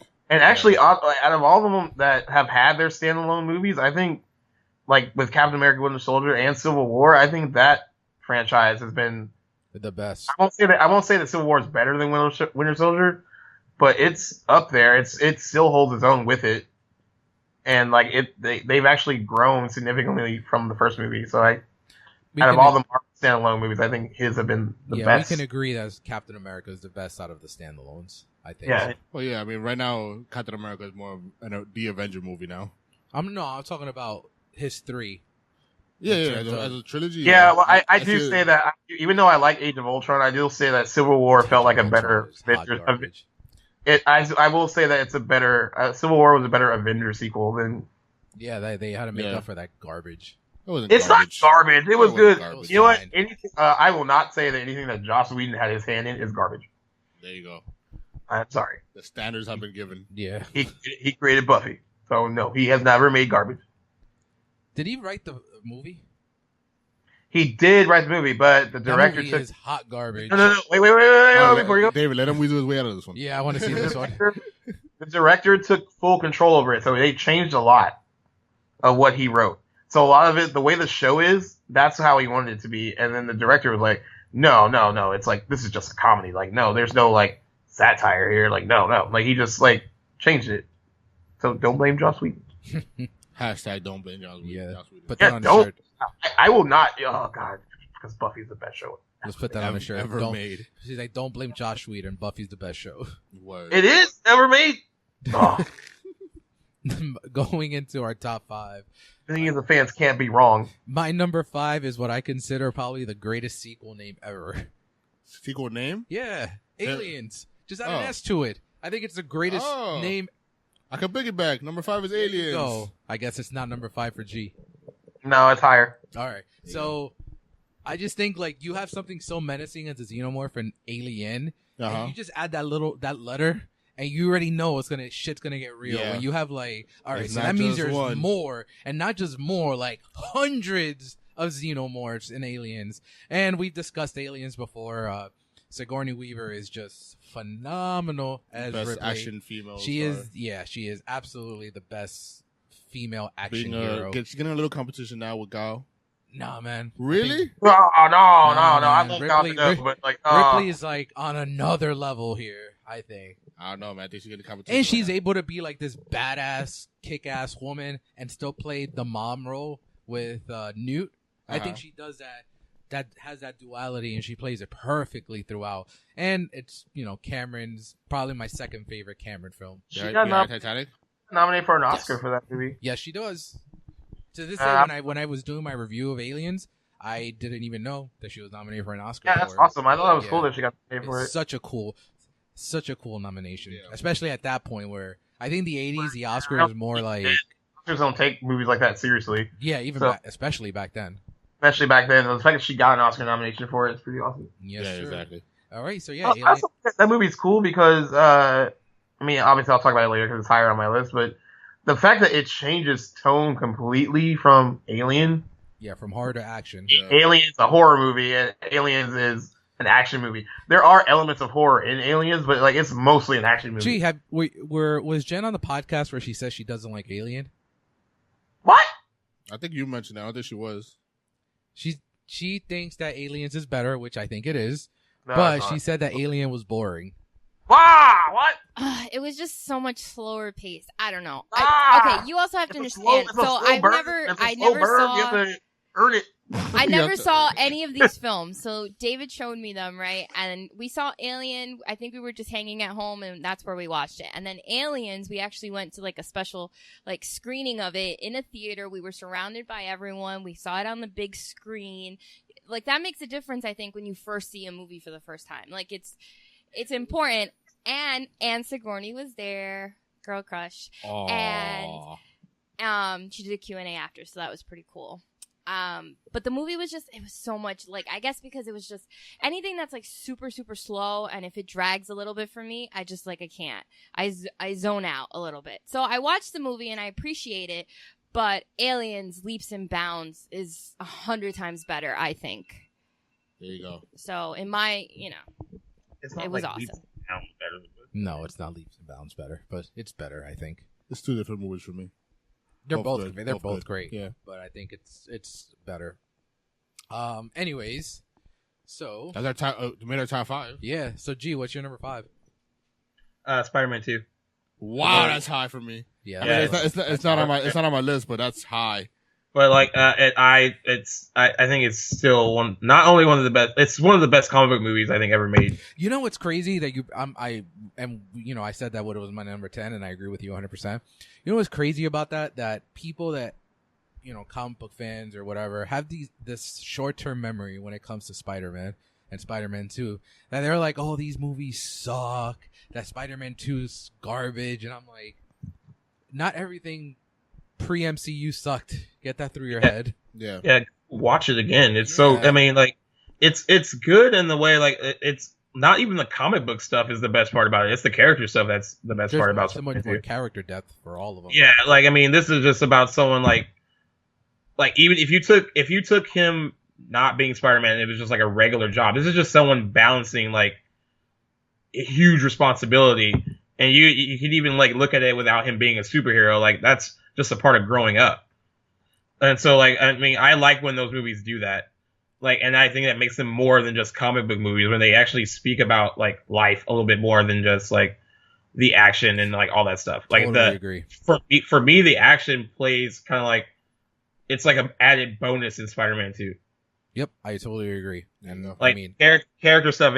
And that's what makes me so mad about Spider-Man 3. Because there was so much potential to grow from there, and, like, they just didn't.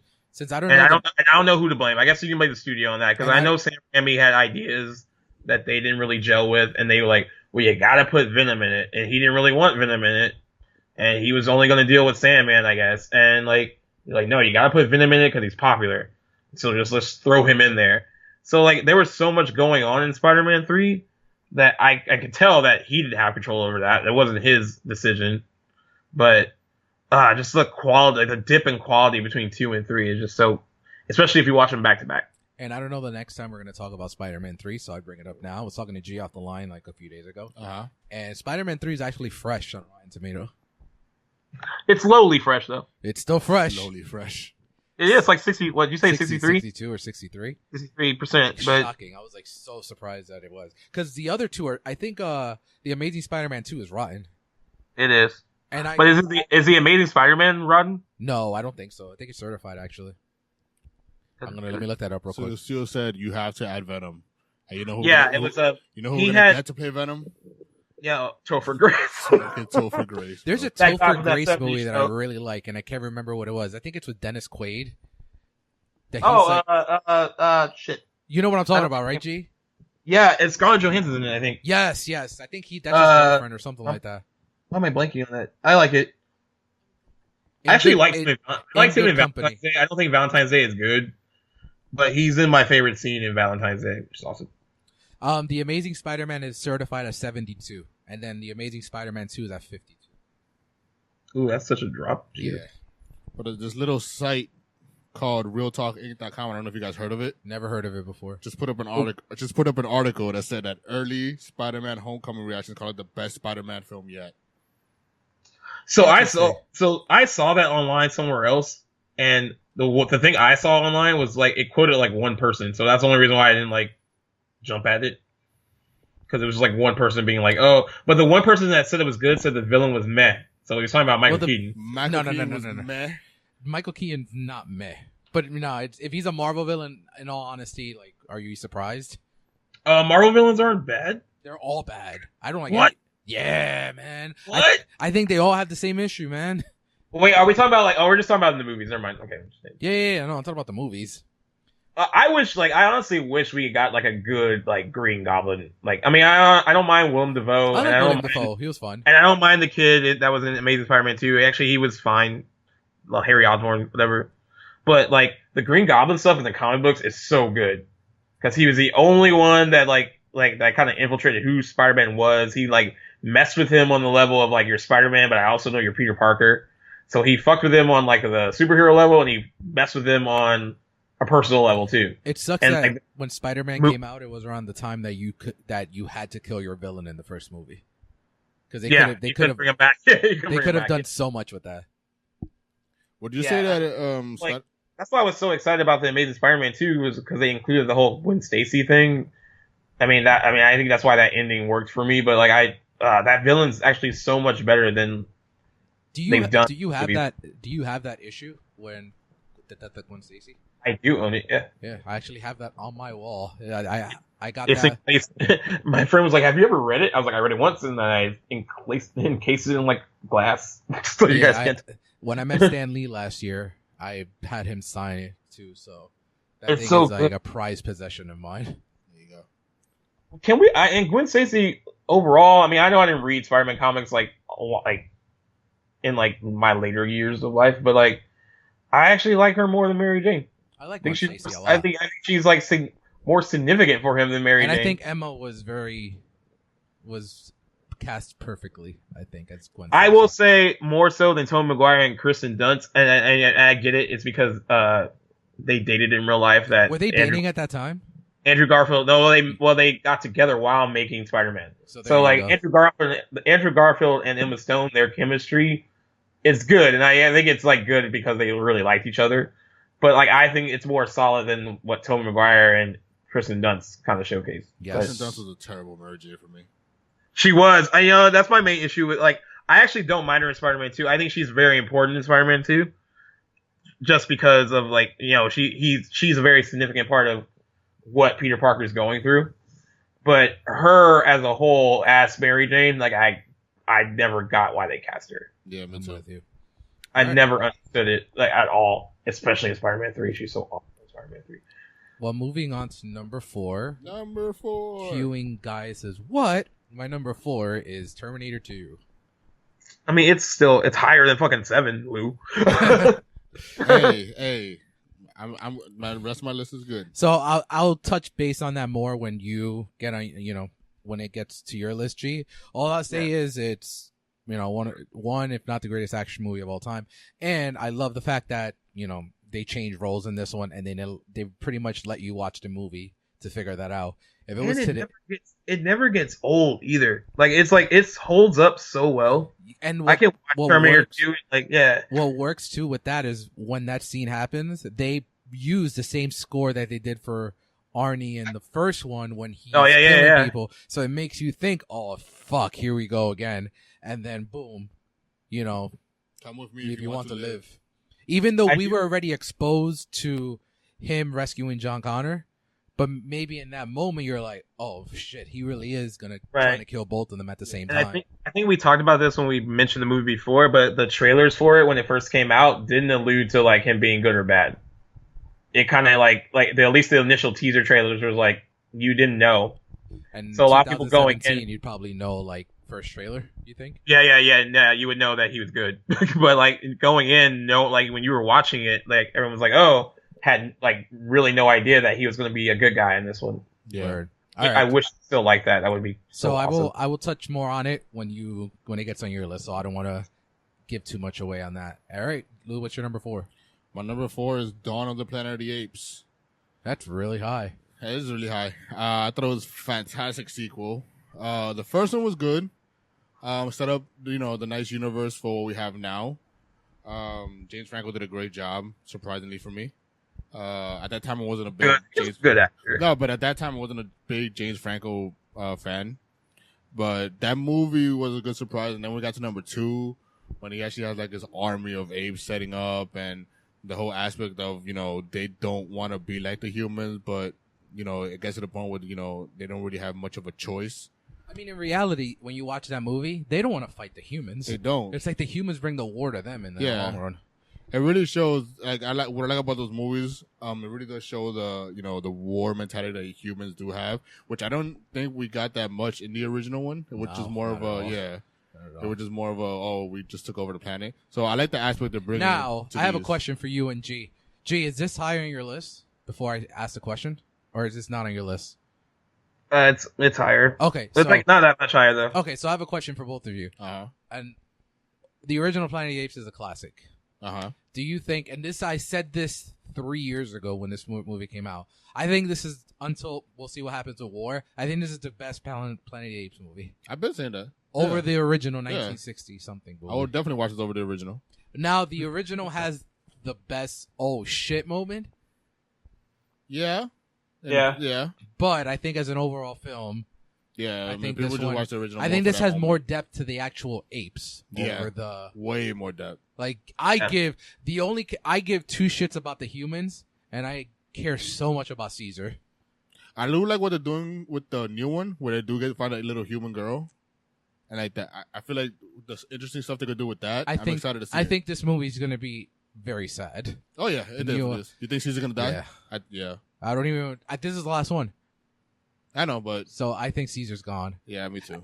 I'll tear up if Caesar dies, and I can't. Oh, I never forget his name, the big one, like his right hand man. Yeah, I forgot. You know what I'm talking about, right? Yeah. When he goes, because I know he's gonna be one of the first casualties.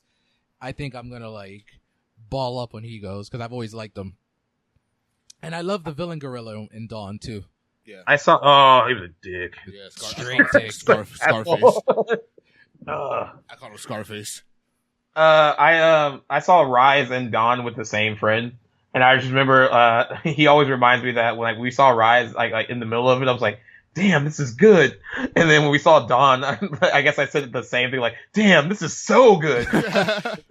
So like when you see War, is gonna be, Gaius. "Damn, this is so So good." He always reminds me, he's like, "What are you gonna say when we see the third one together?" I was like, probably like, "Damn, this is so good." Yeah, we're gonna get those on a Blu-ray cover. I cannot wait for War. Dude, I was so surprised by both of them. So Rise, I had like low expectations for. Same here. Like to the floor. And I was like, I don't know why I'm seeing this. And I was like, oh, this is really good. And then Dawn, I didn't expect it to be much better than Rise, and it was like 10 times better. I think because they actually took time to concentrate on what needed to be concentrated on was the apes. And I mean, I love the original. Don't get me wrong. I think the original is fantastic. But like I said before, you really don't pay attention to the apes. Yep, they're all evil, and then we get to Tim Burton, we don't even talk about that. But Marky Mark's finest. Any circus never going to get an Oscar nomination, and he should. And I bet you he'll deserve it more for this one than anything. We've been talking about it since he played Gollum, and then it hasn't happened. And I don't think the Academy, because they're like, well, he's not really acting. I was talking to a buddy of mine. A listener of the show, Georgie. And he was talking about the Black Panther trailer, and he was like, that villain, I really don't like him. And I'm like, who? And he's like, that white guy from Ultron. I'm like, Andy Serkis? And then I got into like this whole spiel about how great Andy Serkis is. So hopefully he'll get his credit one day. I think if he doesn't get a nomination for this, I think he's going to be one of those that falls into the honorary Oscar when he's like 80 years old. Unfortunately. Yeah. All right, Lou. What is? What do you mean? I just went. Oh yeah, G. What's your number 4? Man, I'm going with Scream 2. I'm not going to get shit for it though. Wow. You It's put so Scream good. 2 over Mad Max Fury Road. Yes, I did. I did not see this coming. Yes. Yeah, yo, what is Scream 2 certified at? Here we go. Hold on. Look it up. Let's look this up. Talk your shit, G. It's actually certified higher than Scream, I think. Yeah, it is. What's it at? I'm looking. No, state your reasons. You look like he's square. He sounds like he's squaring up. He's like, yo, state your facts, son. Like he's hiking up his shore, squaring up. Scream. Like, Yeah. Scream 2 is 81. Yeah, thank you. And what's Scream? 79. The passion. All right, yeah. The passion. Wait, And real quick.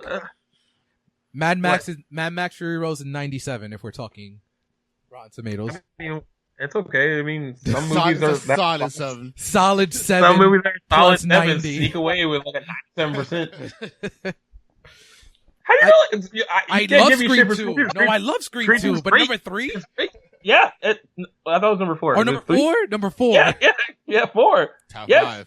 Top 5 dead or alive. Yes. Sure, bud. State your reasons. Yeah, I thought you were going to be like, oh, this is a solid movie. It is a solid movie. Yeah, I didn't think it was going to be that high. I didn't think it was going to be that high. Yeah. Dead ass squaring up right now. I can see, like, I can picture Jesus' fist up. Like, I expected it to be an honorable mention, so when I didn't hear it, I was like, oh, maybe he doesn't think that high of Scream 2. And then, he surely does. I do. So, do you think the beginning of this movie was better than the beginning of Scream? No, I don't think it is, but it's also, I think it's good in its own right, though. I felt so bad for Jada, though. But the fact that you can be in a crowded fucking theater and that could happen to you, and like everyone, like the whole, like, I think it's like the way Wes Craven shoots that opening scene is so good. Like the whole, like, kind of chaos of it all. And this girl's being knifed up and everyone thinks it's just a part of, like, basically promotion for Stab. And, like, and they don't really catch on until she gets on the stage. Like, oh, this was real. I think it's good in its own right. It doesn't have the same impact as the opening scene from Scream. Yeah. But it still holds its own, I think. And tell us your favorite part of the movie, which is SMG. It's not Sarah Michelle Gellar. You know what? Just because she's in it. I think there's a big factor. No, it's not. She died too early for me to care. There's only 2 scenes. I'm surprised you didn't start like a petition against Wes Craven. We want more SMG. Let's take a time. Let's go back in time to 1997 when Buffy season 2 was in its prime, and she was in I Know What You Did Last Summer and Scream 2, and she fucking died in both of them. And just imagine a devastated G. The waterworks were on fire. Just going to the movies, and like I told you before when we talked about I Know What You Did Last Summer, I check out after she dies. Gaius is like, at least I like check out. He's like, he walks out of this movie and he's like, at least I still have Buffy. Like, I check out. I'm like, I don't care what happens to Jennifer Love Hewitt and Freddie Prinze Jr. I don't care. You're just bawling, asking what is life. Out. I'm like, yeah, I know there's like 20 more minutes of movie left. I'm like, nah, I don't really care what happens. That's so funny. In Scream 2, I kind of figured she'd die because I remember like watching trailers that when I was that young, and I was like, why are they only showing like one scene that she's in? Like, is she in more? No, she's gotta be in more. She's a pretty big name. I'm like, no. Nope, not at all. You'd think when you first see her, you're like, she's the new best friend. Yeah, I thought she would be. No, it's the black chick from the Hughleys. What a title! Holy shit! The black girl from the Hughleys. Can we put that on a subtitle on IMDb? Dude, just put that on a shirt. The black girl from the Hughleys. Hashtag Scream 2. She wasn't even on the Hughleys then. Like, what was she known for back then? Elise Neal. Like, what was she known for back then? But I guess Sydney needed a black friend, and they're like, "Oh, okay, you're perfect." No, what do you call? No, what do we say? The shirt should say the token black friend, the black girl from the Hughleys. The black girl from the Hughleys. And I'm not dogging on Elise Neal because Elise Neal was perfectly fine. She was fine in that role. It's Sydney's fault that she dies, by the way. Yeah, she just leaves her in the car. They get out the fucking car and they're about to like run away, and she's like, "Oh wait, no, I want to know who it is." Like, no, just keep running. What makes it funny was that there wasn't just one black girl in the Hughleys. But she's the black girl from the Hughleys. She's the mom, the main. She's the Hughley wife. Hughley wife. I'm not trying to joke. Man. I'm serious. Like, I don't know how we're gonna finish this up right now. SMG should have been her friends. All I'm saying, instead of the black girl from the Hughley. What was she in before Scream 2? Does anyone know? Nah. Probably like episode of Moesha. Wow. It just keeps getting better. It just keeps getting better. Oh, that's too funny. All right, I'm looking at that right now. Hold on, I'm looking at that. Hold on. All right, while you look that up, I'll move on to number 3. Black girl from the Hughleys and so, Moesha. My number 3 is The Empire Strikes Back. Is the greatest Star Wars film of all time, in my opinion. It has just all this character development of Luke. You find out more about Luke. You develop the relationship between Han and Leia, which, brings us to probably one of the 2 greatest moments in Star Wars history. And then number 1, obviously, with the reveal of Vader as his uncle, as his great uncle. But we all know, we talked about Empire so much. It's no surprise that it's my number 3. Lou, what's your number 3? The black chick from the the black chick from the Hughleys, Elise Neal. She was in Logan. I didn't even realize it. Yeah, was she the cop? She was Catherine. Oh, yeah. All right. She's 51. She's done more than the Hughleys. Yeah, okay. Well, let me. I'm about to look at her filmography right quick. Hold on. Do your thing. All right, Lou, what's your number 3? I need to know what she was in before Scream 2. My number 3 is a little movie we talked a lot about also. It's The Godfather 2. Oh, he dropped the mic. Didn't even make my list. Dropped the mic. Top 3. The Godfather 2 didn't make your list? No. Wow, that's okay. Can we go back to Scream 2 now? All right, I'm gonna deflect real quick. So Elise Neal was on the episode. Elise Neal was on the episode of Family Matters, The Fresh Prince of Bel-Air, Chicago Hope, Hanging with Mr. Cooper. Then you got to scroll. Sequest 2032. Living Single, The Steve Harvey Show, How to Be a Player, Money Talks, and then Scream 2. But she covered all the bases of the black shows. I'm just saying, who the fuck was she that she gets more screen time than Buffy? How dare she? How dare she? How dare G? How dare G? Yeah. Oh, and then after Scream 2, she was on the episode of the Wayne's Brothers. It was Lou's favorite show. She's like deflecting the blasphemy. And I'll talk about The Godfather later. Oh man, but we talked endlessly about The Godfather. Yeah, so we can. I will. Yeah, we'll get back to it. Yeah, we'll get back to it a little later. Number 3 for me. Number 3 for G is what? I'm going with Dawn of the Planet of the Apes. Okay. Yeah. You're just mad now because Godfather 2, it's not anywhere in my list. I have nothing to say to you right now. Nothing to say to you. It's good. But it ain't Scream 2 good. It ain't Scream 2 good, though. It ain't the Hughleys good. Okay, hold on. Maybe if Sarah Michelle Gellar was in The Godfather Part 2, I'd be like, all right, it's pretty good. It's a good movie. It's just like, it's not like my, it's good. Yeah, let's not forget this is our favorite 10. Yeah, for sure. Yeah, it's our favorite 10. Not like, these are movies I personally like to watch over and over again. There you go. That's why Toy Story 2 is not on my list. And then number 3 for you was Dawn. Same. Anything you want to add, or pretty much went into? Pretty much the same. All right. Lou, my number 2. Is The Dark Knight. Wow, I thought it was gonna be number 1. I would have bet money on that. So yeah, no, one's Godfather Part 2, isn't it? Yeah, it is. It's number 1. Might as well. My number 2 is The Dark Knight. My number 1 is The Godfather Part 2. It's 1A, 1B to me. I think these 2 are the best sequels of all time. The Godfather won that little gold man that no one gives a shit about. It's the first sequel to ever win that little gold man. So Suicide Squad got one of those. Yeah.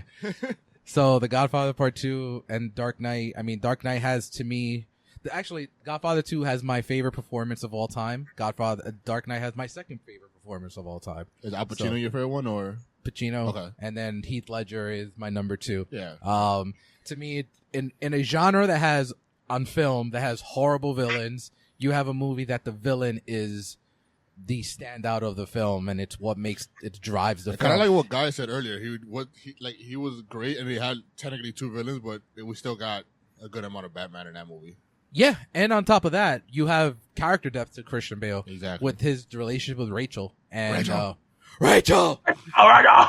And yeah, so you have the development with those two. Like, is she gonna leave Harvey? And I hear a lot of shit that without the Joker, Dark Knight's fine. I'm like, dude, Harvey Dent, Aaron Eckhart is just as fantastic. Aaron Eckhart is fine, but like my issue with him in The Dark Knight, and like I know you feel differently. Like I think he was perfectly good in it. I just felt like the Two-Face stuff towards the end was kind of like not forced in, but it wasn't. It didn't. I was surprised. I was surprised that they killed him off. I guess that's why people feel like it's forced, because they killed him off right away. If they would have continued him in the third one, in Dark Knight Rises, maybe people would feel differently. I personally think, like, I know we disagree with this. I think that he's very, very well, cast, and on top of that, I think he was, his character was developed well. I actually don't think Aaron Eckhart gets enough credit. No, not at all. I mean, all the credit as an actor. He's solid, like, in that movie, because you have to like him, but you have to, like, understand that there's, like, even before the whole thing happens, that there is a duality to him, that there's potential for him to kind of turn. And Nolan sets it up perfectly in the beginning, where he says you either die a villain or you live long. You either die a hero or you live long enough to see yourself. Which I feel that's the villain. reason they killed him off. Kind of. No, I think they killed him off because they needed the Joker to win. Yeah, I guess. Because can we also point out too? I always forget that, like, how young Heath Ledger was. He was probably 27 when he filmed that. When he made it, and like that is for a 27-year-old. I mean, I'm not saying that, like, I mean, there have been a lot of really good performances from people who are younger, but there's something in that performance that seemed like there is like he's years beyond like what he was giving. Yeah, we lost him way too early. Yeah, like he had so much potential, and he actually showed a lot of potential throughout his whole career. Actually, I think. Agreed. I watched stuff like Monsters Ball, and I watched that documentary about his life. I know you feel iffy about it differently on that, but like I watched some of those movies that they talked about. Like after I watched it, like I watched Monsters Ball, and I forgot, even though he's not in it a lot, he does, like, he's so good in it though. Like he progressively gets better and better in everything he does. And then I watched Lords of Dogtown, which is not like a perfect movie, but he's good in it. He's good in it, and like he actually just transforms into everyone that he plays. Yeah, you really see Heath Ledger. Like if you watch like Brokeback Mountain, which is another movie I think is kind of flawed, but like he's still good in it. And and in terms of not just The Dark Knight, since I pretty much gave my number one away as well with The Godfather Part 2. I think because nobody predicted it. Yeah, I mean, The Godfather Part 2 is my favorite movie of all time. So, we go to where we have a character that's pretty much getting worse and worse throughout the movie with Michael Corleone. I mean, to the point that he kills his brother and forgives him.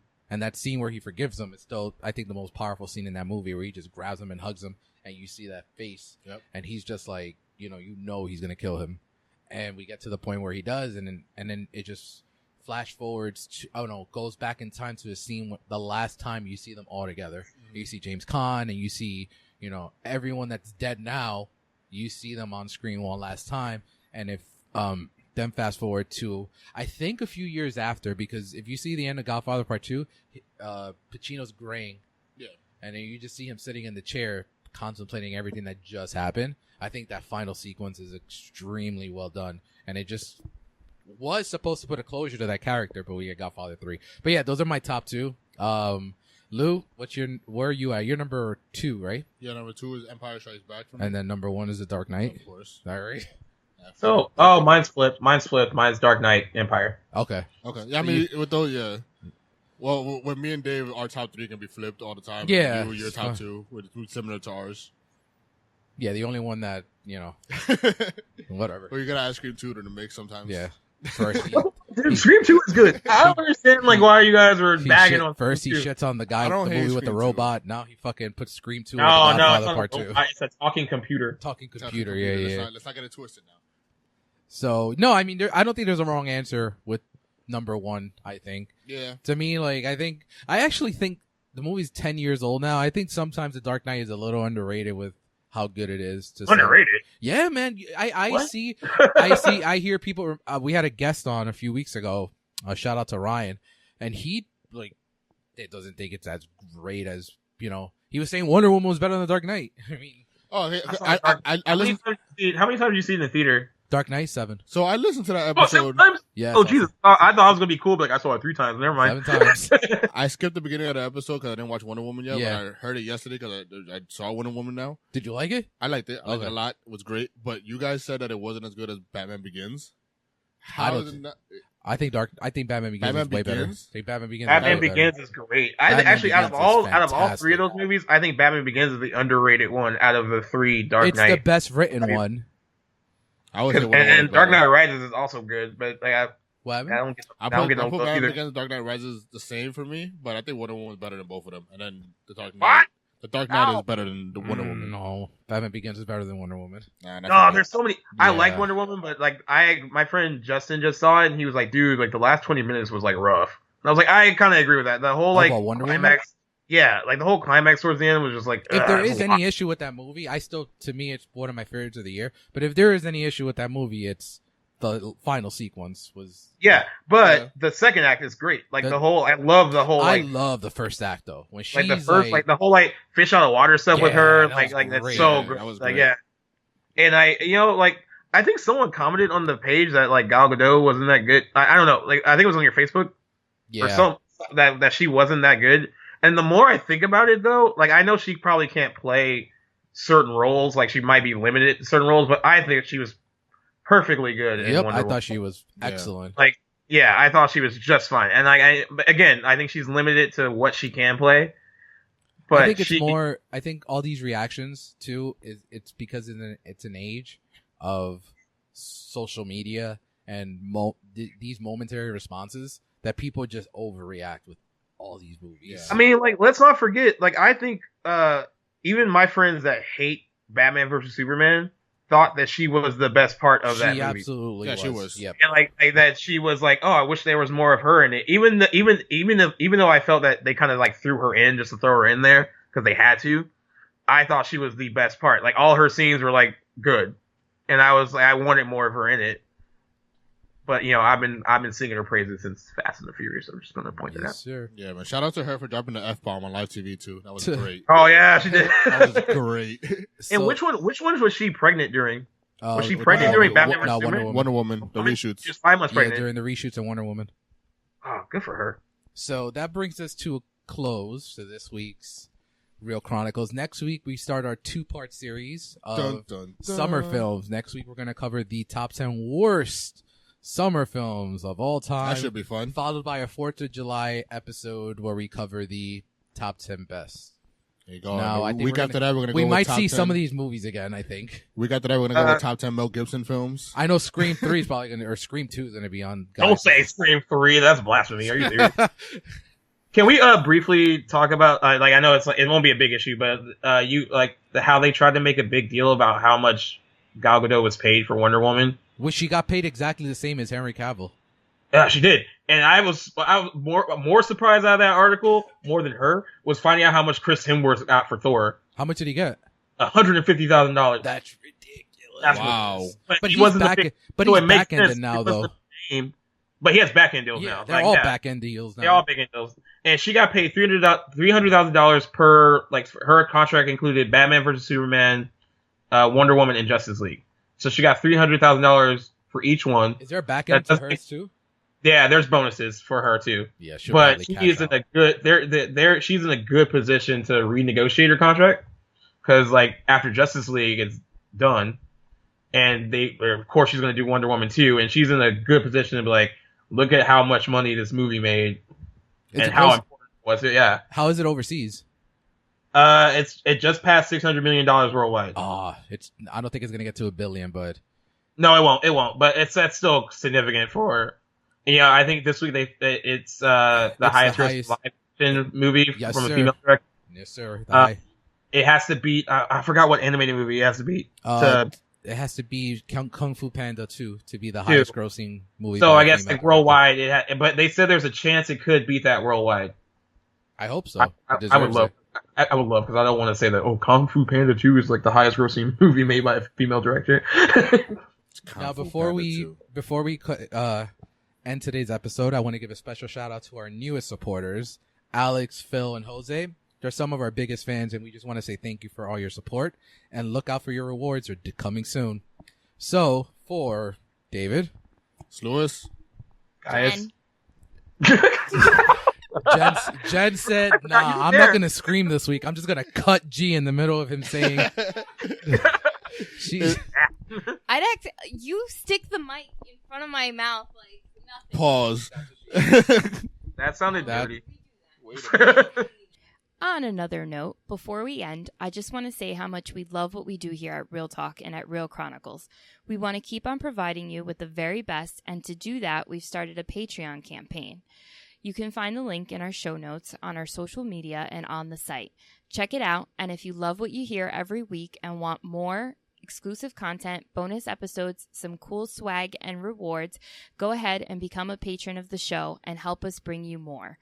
Thank you so much for your support, and thanks for listening. You can find our show notes and more at realtalking.com. Follow us on Facebook and Instagram at Real Chronicles. Love what you hear? Leave us a review and tell your friends. If you have a topic you want us to cover, shoot us an email at realtalkinc@gmail.com. Until next Monday, keep it real.